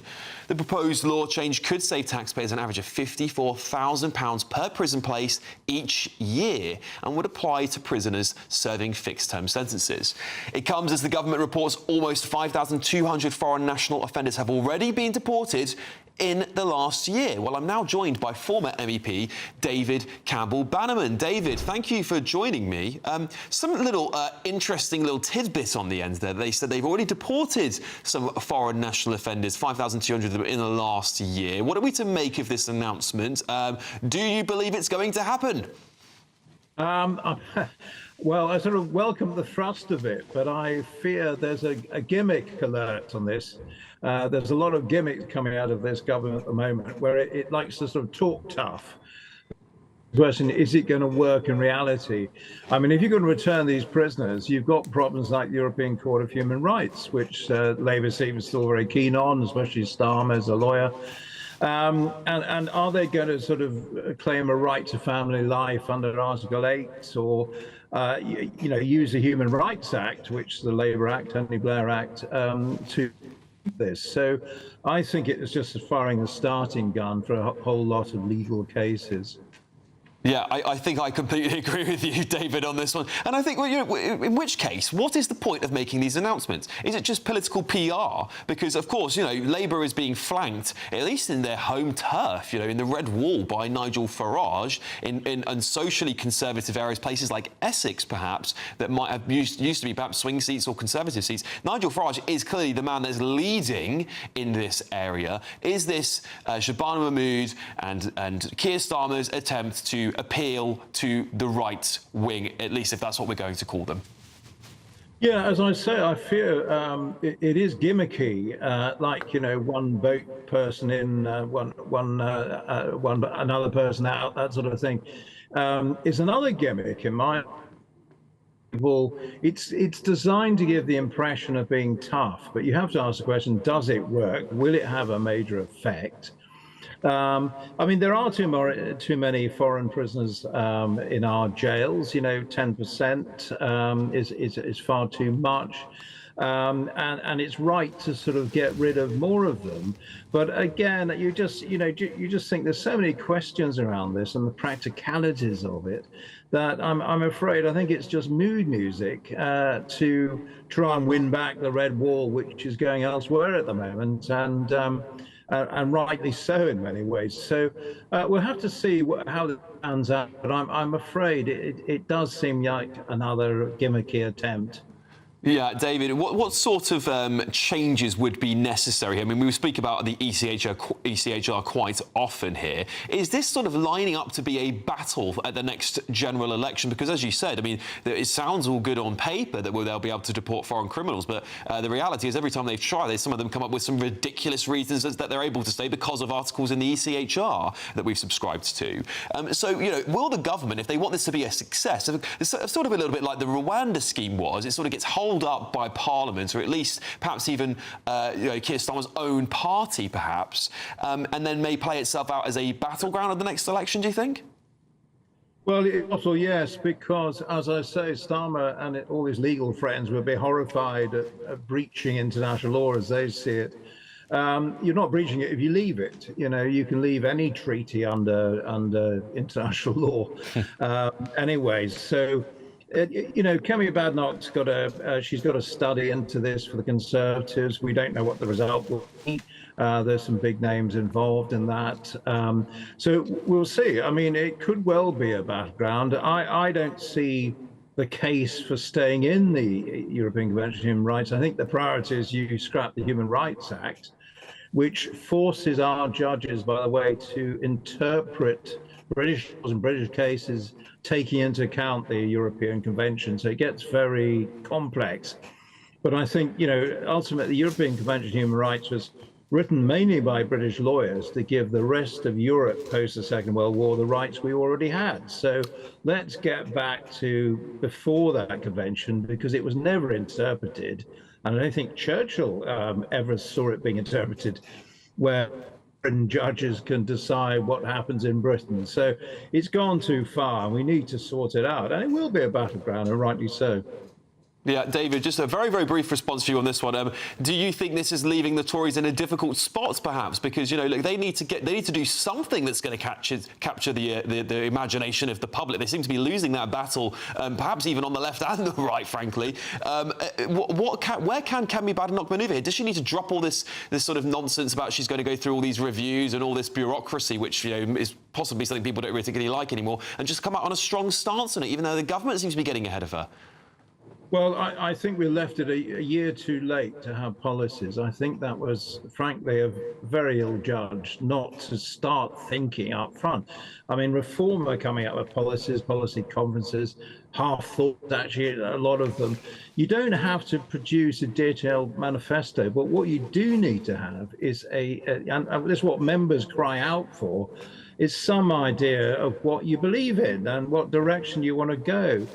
And it's not that simple. If we're not careful, by the time we do come out with policies, everyone says, oh, well, with of that already, or reform has.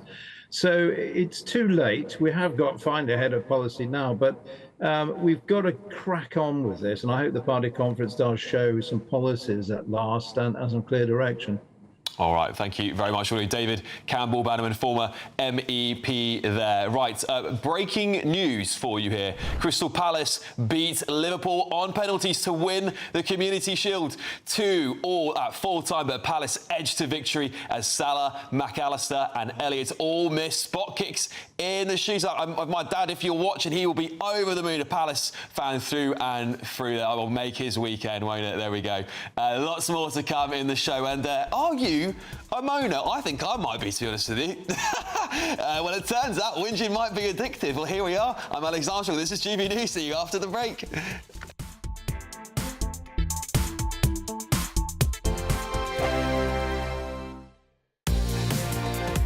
Mornings don't have to be tiresome, especially if you have the right company.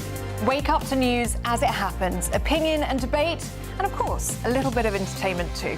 Because when the kettle's on, we're on. That's Breakfast on GB News, a show worth waking up for. Every morning from 6 a.m. Only on the People's Channel, Britain's news channel. We'll spread the news, you spread the word. This is GB News, Britain's news channel. Welsh women say they were stunned when an Airbnb host rejected their booking with the only explanation given, because you're from Wales. The pair had planned a night out in Manchester to attend a concert, but now accuse the host of outright xenophobia. One of them joins us now live to share exactly what happened and why she believes it's a case of discrimination. Joining me now is Gemma Louise Goff. Gemma, thank you so much for joining me. I can't believe your story. It sounds astonishing. So basically, you and your friend, you're in your 30s, you're not exactly, teenagers, you're not a group of young men, booked an Airbnb to go and see a gig. Tell me what happened then. Well, we found the Airbnb. It looked really clean. It was in the centre. It was exactly what we wanted, just a bed for the night. And we messaged, we paid up front, and she then messaged within the hour, sorry, we had the email saying that it was declined and refunded. So we'd messaged and said, like the message says, really politely, hi, why has it been declined, with a kiss on the end? Yeah. And she literally only wrote that one word, and Wales was in capital letters, so it was more like against Wales. It was utter shock. What did you think when you read? I mean, did you think it was a joke? Maybe she was sort of like, had messaged you when she was drunk and it was just a joke? Or I can't believe anyone would actually say that. I've never faced discrimination on any level before, so the experience was quite surprising and unsettling at the same time. But I was in utter shock. It made me feel instantly like an outsider and not welcome for the simple fact I'm from Wales. GB News, the People's Channel. From the school run to the home run, watch a new show for all of Britain. He can say whatever he wants. A straight-talking show where all voices are heard. And, when are we going to stop talking about smashing the gangs and actually do it? With the stories that matter from every part of our country. There's a bit of a crash landing there for your Chancellor. Bold, fearless and standing up for you. That's me, Martin Daubney, 3 p.m. till 6 p.m, weekdays, here only on GB News. The People's Channel, Britain's news channel.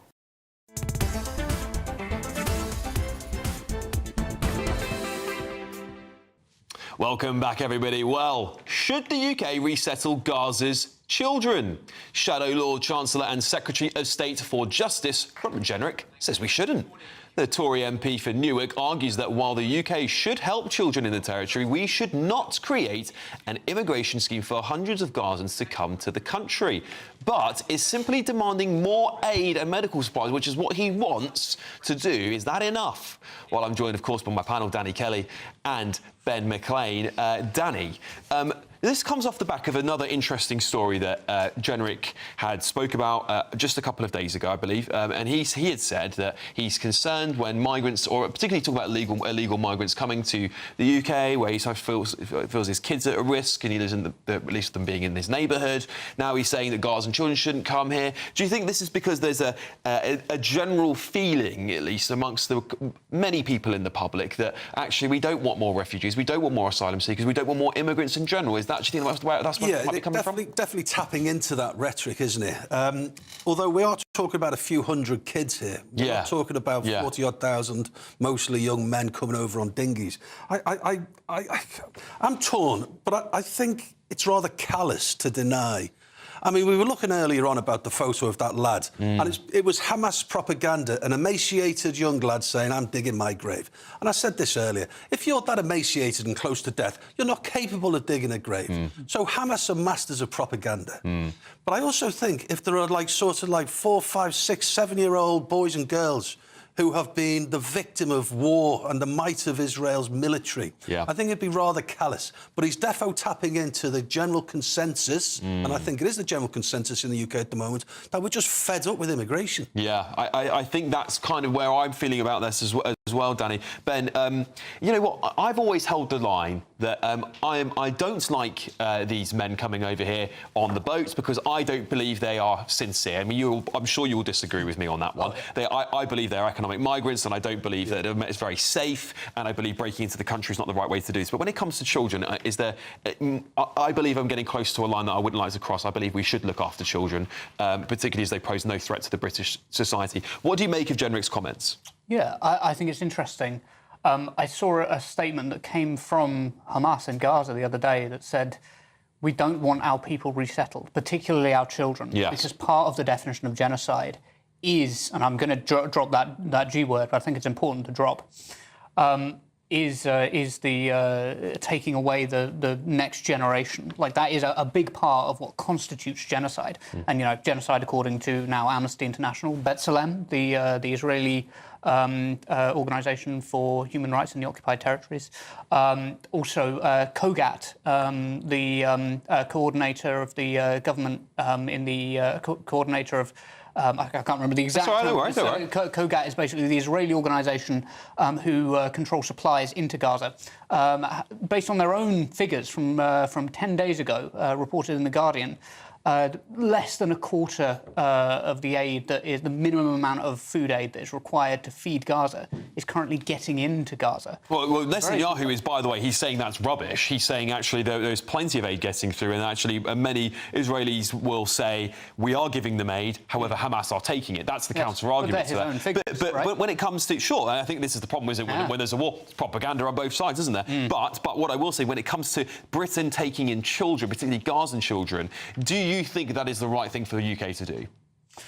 I think we should be open to it. I think that I think that we should be open to Gazans who want to come here to save their own lives. However, I feel like a big part of what the UK can do is simply stop giving weapons to a state that is violating every tenet of international law, committing genocide, violations of the Non-Proliferation Treaty, violations of the Genocide Convention, violations of other states and other territory sovereignty. OK, Danny, Andy here on GBNews, you'll say, he says, why don't Egypt take them? They don't want them. Yeah, well, this is the interesting thing, isn't it? And this is where I feel there's a problem here. They don't want them. The Jordanians, the Egyptians, all the Arab nations around them are not taking in refugees. And I think that causes a real problem. You've got to ask, why don't they want them? And I think that's it, is it? Why do you think that is? What's your analysis of that, Danny? Well, my analysis can only, on the face of it, on the surface of it, they've got to treat them differently to how they're treating other people from different countries. There's something about being from Palestine that makes you different. That can only be the answer. You are not appealing to take in as a refugee. Well, I wonder, and I think this is it. I do wonder, Danny, whether many of those countries look around and go, well, actually, many of these kids might grow up to be radicalised because they've seen their country be destroyed in a war, they've seen their parents perhaps die, and they might be radicalised, and we don't want them to grow up radicalised in our country because then guess what? We've got a trouble with the Israelis. And these are Muslim countries as well who don't want their fellow Muslims. It's like Hezbollah is the reason why the Hezbollah war continues across the north of the Israeli border there into Syria, because again, there's a lot of Palestinians who have moved there and become part of the Hezbollah movement. It comes down to what people are worried about, integration. About whether they can integrate or whether they are, just to paraphrase what you've just said, whether they are so heavily indoctrinated into a certain ideology that their fellow Muslims don't want them. Yeah, well, and I guess the other... Go ahead, Ben, if you want to respond to that. I was going to say, like, I don't know of another state that has attacked 5 states surrounding it, apart from Israel, and has done so with quite as much just unapologetic aggression. Like, I don't know of another state that's done that. Why do you feel that is around those Arab nations? Why aren't they taking it? Because culturally they are far similar to the Palestinian people than we are here in the UK. So I think part of the reason that they don't... Well, by the way, they don't want to come to Britain either. They're sure. Yeah, I think many of them, actually, I suspect, actually, many of them probably would like to come to Britain, given that we are far more prosperous and safer and all these things. I suspect many... And they get benefits and all this... But yeah. Yeah, the Palestinians want a Palestinian state. That's the bottom line that it comes down to. The reason that a lot of states are surrounding Palestine, say Egypt, don't want to accept Palestinian refugees is largely because Israel is a violent and dangerous ethno-state that will bomb them. Because they've taken in immigrants. Because they open themselves up to being targeted by Israel, and this is the thing. Israel would probably argue that they're growing up to be this radicalised kids that are adults at that point that will perpetuate this war that they want to potentially end. But listen, gents, more to talk about this. Of course, this is a very, very developing story. This Israel-Gaza stuff is more coming your way on that. Of course, you're with me, Alex Armstrong, covering for Nana Akua on GBNews. Still to come, we all love a good whinge, including on this panel, it turns out. Well, is it addictive? And if so, let me know what gets on your nerves. I want to hear your say. Let me know what gets on your nerves. And you'll hear the thoughts of my panel, of course, Danny Kelly and Ben McLean on that. But first, let's get your news with Katie Bowen.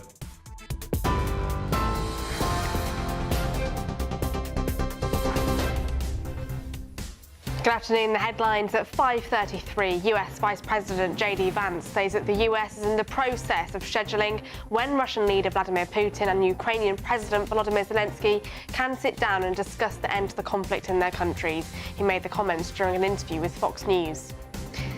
The Metropolitan Police have issued an update on yesterday's Palestine Action protest. They're now saying that 532 people were arrested in central London during yesterday's demonstration in support of the proscribed group. The Israeli Prime Minister has said that his Gaza expansion plan is the best way to end the war and that Israel has no choice but to complete the job and defeat Hamas. Benjamin Netanyahu said that Israel's goal is to free Gaza in a press conference this afternoon. Foreign criminals who are given a custodial sentence in England and Wales will be deported immediately under new plans put forward by the Justice Secretary. Foreign nationals account for 12% of the prison population. The government says it will save £54,000 per person. And Crystal Palace have won the Community Shield, beating Liverpool 3-2 on penalties after a 2-2 draw at Wembley.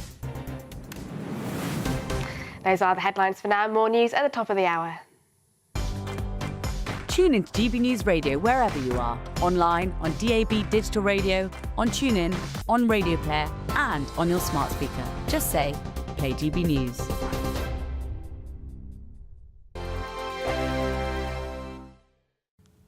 Hello there, welcome to your latest GB News weather forecast from the Met Office.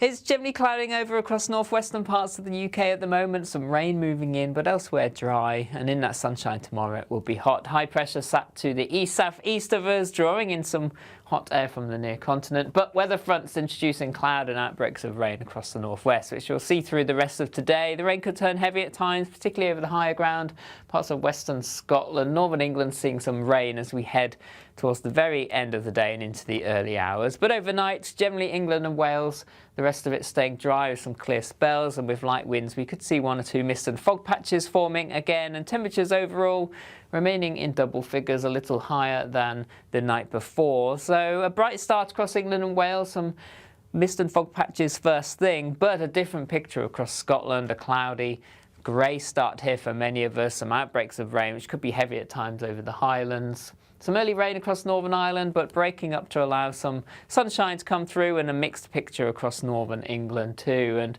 fairly hazy sunshine across the rest of England and Wales, but as the mist and fog lifts, the skies will become blue and there'll be plenty of sunshine for the day ahead. However, there is the risk later on in the morning into the afternoon of some heavy showers and thunderstorms starting to pull in from the southwest, but most places will stay dry. Rain becoming increasingly confined to northwest Scotland as we move through the day, so a bit of a grey day here. But in the sunshine, temperatures lifting the high 20s, possibly 30, 31 Celsius towards the southeast. Into the evening time, 1 or 2 thunderstorms are possible, but most places staying dry with sunny spells, though the sunshine quite hazy across England and Wales. The rain still lingering across parts of the Highlands. And the next few days remains hot and sunny for many of us. Light winds, temperatures reaching the low, possibly mid-30s. See you soon. Westminster's full of talk, but out here, it's the real world. Am I allowed to talk now? No, that's it. This is where it matters, real people and real lives. That's what politics is all about. The fact is Trump made a good start, no. Straight answers, no spin, and just a couple of pints. How many fingers have I got up? About 10. So join me for Lee Anderson's Real World every Friday at 7 p.m, only on GB News. The People's Channel, Britain's news channel. You want to know what's really going on in the corridors of power? Labour don't know what to do with you half the time, and that makes you quite lethal in the chamber. Get behind the headlines with Chopper's political podcast. Join me, Christopher Hope, as I sit down with the great and the good of British politics. We'll see where this ruling takes us. These are the stories shaping our nation. Chopper's political podcast, available now on all platforms. Listen in and stay ahead.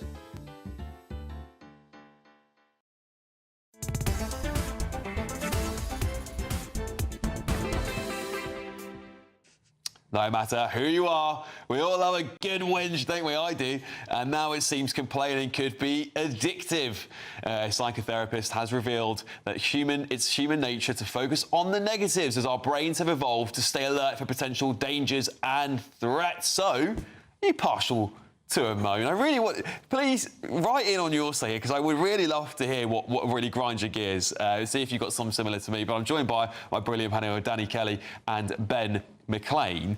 Danny, what grinds your gears? What's your favourite thing to whinge about? Let me tell you what I moan about at the moment. It's me capturing my next-door neighbour on my Ring doorbell, walking across the front of my property to put his food waste in our... It's not communal, in our own food waste thing. You're joking. And he skips across, he's like that, he doesn't know I've got a Ring doorbell, his eyes darting everywhere, and every Wednesday night we capture him skipping across our front lawn. Cheeky. Have you approached him yet? No, because it's a neighbour, it's a new neighbour. Yeah. You know, the politics of everything. Yeah. And all of a sudden, you see, if you put something accidentally in his bin, he's going to say, whoa! Marching round. Knocking on the door. Yeah. But it's on the doorbell, it's brilliant. He's banged to rights, captured on the doorbell. Totally right, though. Well, maybe test his luck. Why don't you go put some stuff in his bin and see if he notices, and then you go, well, I've got this. It's one rule for you. That's What is right. he, a Labour Party member? One rule for him, one rule for everyone else, perhaps? Ben, what do you love a moan about? Yeah, you know what? I can't say exactly what I like to moan about. Because I mean, it's a lot to do with politics as well. That's totally how I ended up here. Yeah. This is, but I can tell you some of the things that annoy me. It's usually to do with what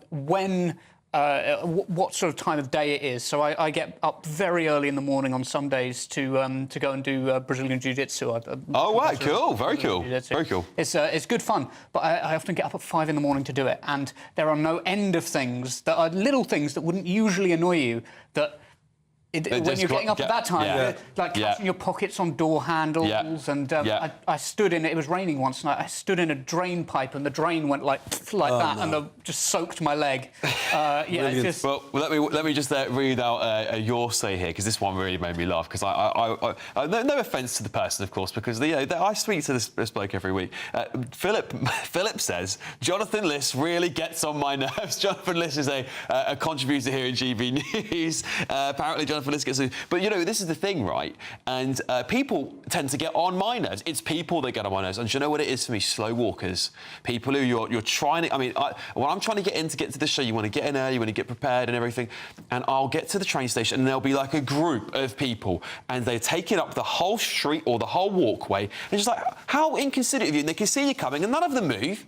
None of them. They expect you to walk on the road for them. I'm like, what is this, apartheid? Jonathan's a lovely lad, but he's got the worst dress sense in broadcasting. I have never seen anyone wearing such bizarre clothes. He's a smashing kid. I really like Jonathan. Do you know what? I think this is what the audience miss at home sometimes, is that we all do argue about politics here, but, you know, he's a lovely man. He is a genuinely nice man, and I disagree with him, everything about him politically. You can't help but love him, though. No, but he's a nice bloke. He is a nice kid. bloke. Yeah. But I think people miss that because, obviously, all they see is us all shouting at each other here on GB News. But you know, outside of it, 99% of us all get along. Again, tell us about the 1%. Yeah, well, no. We'll save that for a different. We'll save that for off air, I think. And I think one thing we all do love to moan about, and this is another thing I like to whinge about, is the weather. It's the weather, because we can't seem to ever have a good... and actually, this year, we've had the best summer I think I've ever experienced in my entire life. I'm 35. Yeah. So I think, for me, this is probably the best summer we've ever had. But then it gets to the point where it's too hot. Yeah. Oh, but that's when you need to invest in air conditioning, portable air conditioning units. Buy them in the winter. It's too late for the summer. Yeah. We've had the hot spell. I know on Tuesday it's going to be 35. In the winter, buy air conditioning, portable aircon. You'll pay about 200 nicker. Put them in the garage. Bring them out in June. I've got one. Back in September. I got one for 80 quid off Amazon. It is a lifesaver. And you don't need. It's not a thing you fit. You just move it around on the wheels. It's the difference between you sleeping at night and not sleeping at night. Danny, it absolutely is. It's a good investment for all Brits. Now, let me just talk about moaning. Let's just show you this clip. And do you think this moan, this whinge, is fair? My life has been absolute torture for the past 6 months. Horrible. Going out in public, getting screamed at. So it's tough. It's just been a constant. Yeah, it's not tough. Yeah, it's been horrible. It's been horrendous. Anybody died? There's no one dead. There's no one died, but the baby's healthy. You live in a nice house, got a good car. You're flying high. It's your mind taking over you. Them all and live your life and enjoy what you've got. That's Tommy Fury. If you don't know who that is, he's a young celebrity. I think he did Love Island, and he's a boxer and does all this. He's a very big social media star now. Moaning about some people moaning at him on social media. That is the gig. That's the gig. Tell you what, Tommy, step into my shoes for one day and see how much I get on social, because I guarantee you it's worse than yours. But Danny, do you think there's perhaps a younger generation we just get far too sensitive, and therefore we moan about so much more because we've had it too good? The problem with Tommy Fury moaning is that Tommy Fury is a multi-millionaire. Exactly. And when average plebs like us, we are part of the plebiscite movement. And when a plebiscite hears a multi-millionaire moaning about, so we think, how many more millions do you need? Do you know how skint I am? Absolutely right. What do you make of that, Ben? And I totally agree with Danny on this one. I mean, if I had the amount of money he had, I'd let people moan at me all day long. I do anyway, and I still don't. Yeah. Yeah, I think we find it naturally repulsive when rich people who have, like, millions or even billions moan about their life. But there was a Princeton study which found that above about $75,000, your happiness doesn't increase with the amount of money you earn, right? You need more than that in your life. You need a sense of community. I was talking to my aunt about this the other day, because she was saying that when she was younger, they all used to, like, used to say bye to your mum, and she wouldn't see you for the rest of the day, and that was, in the sort of 70s era. And she was saying, but yeah, kids aren't tough enough these days. And I was like, I see where you're coming from, but also a lot of that sense of community has been lost. A lot of that sort of, like, we've become a very individualistic society instead of a community, and that is a big contributor to our happiness. Yeah. If we are overwhelmingly negative, as the article suggests, I think that's a reason to be positive, right? Because fair enough. The world's more positive than you think it is. Well, I'll get to some of your stays here, because some of these are brilliant. PW, a fan favourite here, he says, Keir Starmer really annoys me, can't stand the man. I think, given the polls of his approval rating, you might not be alone there. Grumpy Grandis says, bin men that refuse to take rubbish away. That happens all the time where I live. That happens all the time. They see the bin slightly open and they go, no, we're not taking it. Who else have we got on here? Oh, some of them I can't say. A few more GB News guests, let's put it that way, shall we? Right. Maybe me. Maybe you can... some people moan about me on here sometimes, to be fair, as well. Perfectly entitled to. Anyway, lots more to come on today's show, but first, why don't you... I know this is something you might moan about. Why don't you have a look at some of our top European destinations? Be nice to escape the grey. Clear skies, here we come. As clear as our travel insurance. All Clear Travel Insurance sponsors GB News travel destinations forecast. Hello. The European heatwave will continue over the next few days, so some very high temperatures for many places. Lots of blue skies and sunshine, though, including the Canary Islands and Madeira, but the heat is most intense across Iberia, so Portugal and inland parts of Spain seeing temperatures into the low to mid-40s Celsius. Hot also across Italy, the Balkans, Greece and Turkey. And it's going to stay hot over the next few days as well. Lots and lots of sunshine, temperatures in the high 30s or low 40s. All Clear Travel Insurance sponsors GB News travel destinations forecast. You've read the headlines, you've heard what those in power have to say. How about now we actually get to the truth? They would pay attention. We go beyond the political theatre and tell you what's really going on behind the scenes. For a massive council tax hike, one of the biggest in the UK. Others follow their lines, but we go off script. You sound like a broken record, you say that week after week. Cutting through the narratives and giving you unique perspectives. That's Ben Leo tonight, Saturdays and Sundays from 9 p.m. on GB News, Britain's news channel. At GB News, we love to hear from you, our loyal community. So drop us a line at gbnews.com/yoursay. There you can talk to each other and also to the presenters live on air. gbnews.com/yoursay, because GB News is your channel, Britain's news channel. Hi, I'm Michelle Dewberry, and my show is your opportunity to cut through all the noise and dive in headfirst to some robust debates. Ideas clash. Situation, isn't it? Because the failure is you're deliberately avoiding my point. Nothing's held back, And if you think this is the end of it, wait for more. and we do not shy away from the difficult stuff. Sometimes I want to shake people and say, if only you understood. So join me on Dubes & Co weeknights at 6 p.m. only on GB News, Britain's news channel.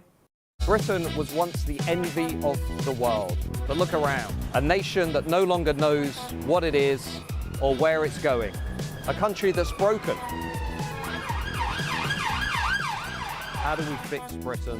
How do we bring it back? Friday night with Matt Goodwin at 8 p.m. only on GB News.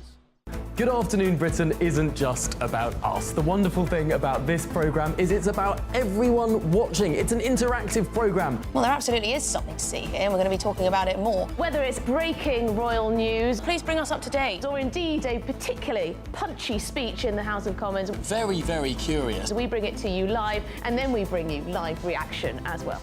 That's Good Afternoon Britain, weekdays from midday. Only on GB News, the People's Channel, Britain's news channel. In the GB Newsroom, we bring you the news as it happens. With our team of dedicated journalists across the UK, we're ready to keep you up to date with what's happening every half an hour, every single day. Bulletins here on GB News, the People's Channel, Britain's news channel. Mornings don't have to be tiresome, especially if you have the right company. Wake up to news as it happens, opinion and debate, and of course, a little bit of entertainment too. Because when the kettle's on, we're on. That's Breakfast on GB News, a show worth waking up for. Every morning from 6 a.m. Only on the People's Channel, Britain's news channel. We'll spread the news, you spread the word.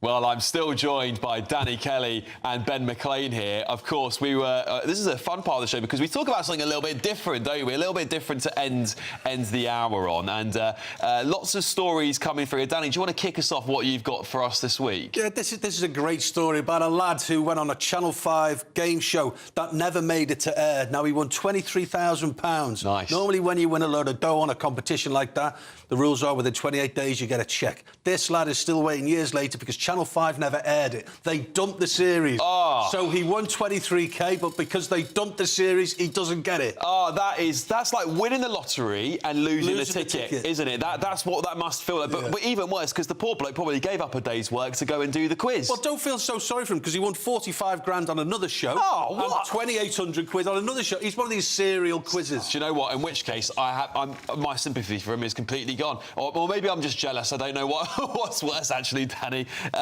Ben, what have you got for us? Actually, do you know what? Hold your story for the end. Sure. Hold your story for the end, because I think your one's one we really have to talk a bit more about. My story for you is this. There is a ugly dogs competition happening somewhere in America at the moment.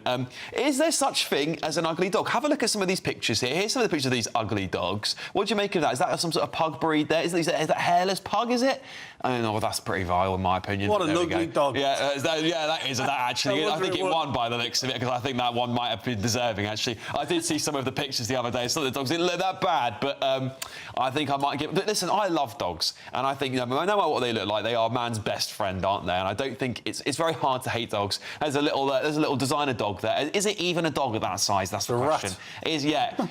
What, Ben, do you have any pets? Are you a pet person? Dog? Cat? Yes, well, my family has a cat, but funnily enough, we just had my cousin stay with us. Got a little dog called Scamp, very, very arthritic dog. Took him down the park. Takes him about 5 minutes to get there and about half an hour to get back. Right, yeah. He's exhausted afterwards. Danny, any pets? Listen, cats are brilliant animals. We got cats, and also if you have a dog, please don't be in denial. Your house will smell of dog. Doesn't matter what sort of dog you've got, it smells of dog. And of course, you become immune to it as the dog owner. Of course you do. And also, that's so the dog true. owner, don't let it lick your face. Guess where it's been cleaning itself? Don't, Danny, don't. It's true. Dog owners are very Sorry if you're having peculiar. your tea at home, everybody, right? Sorry if you're having...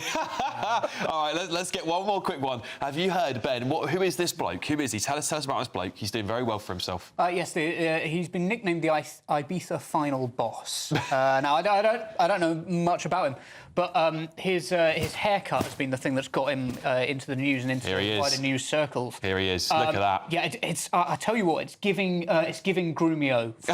Grumio. So of course. Yeah. So, yes. My initial response when I saw it on TikTok, my initial response was to take an image. They've just allowed you to post images immediately of Grumio and just post it and go, "You're right, landlord." You know. He's become a viral sensation, because this is the video originally that kicked it off, right? And kids, if you've got kids at home, if you've got your grandchildren, perhaps they will know what this bloke looks like. And guarantee you ask it if you want to win with them this weekend. You get your grandkids coming, your kids around. Tell them you now know who the Ibiza final boss is. And why do they call it the Ibiza final boss? Because there's this little meme which is like people who dress a certain way or behave a certain way, like maybe someone dresses a little bit different, perhaps. They've got certain versions of a final boss of that, which means they are possibly the highest stereotype you could possibly get. And that bloke is now making something like 6 figures. And good for him. Do you know what? Good for him. He seems like a nice lad. I'm made up for him, because don't forget, he was videoed as a point of ridicule. That's right, he was. Such a peculiar,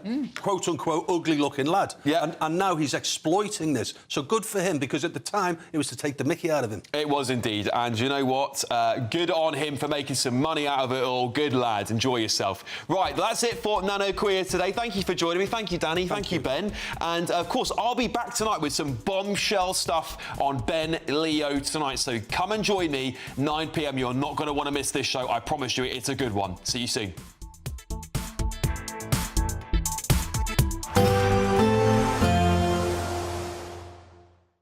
Expect warm spells with the odd rude interruption.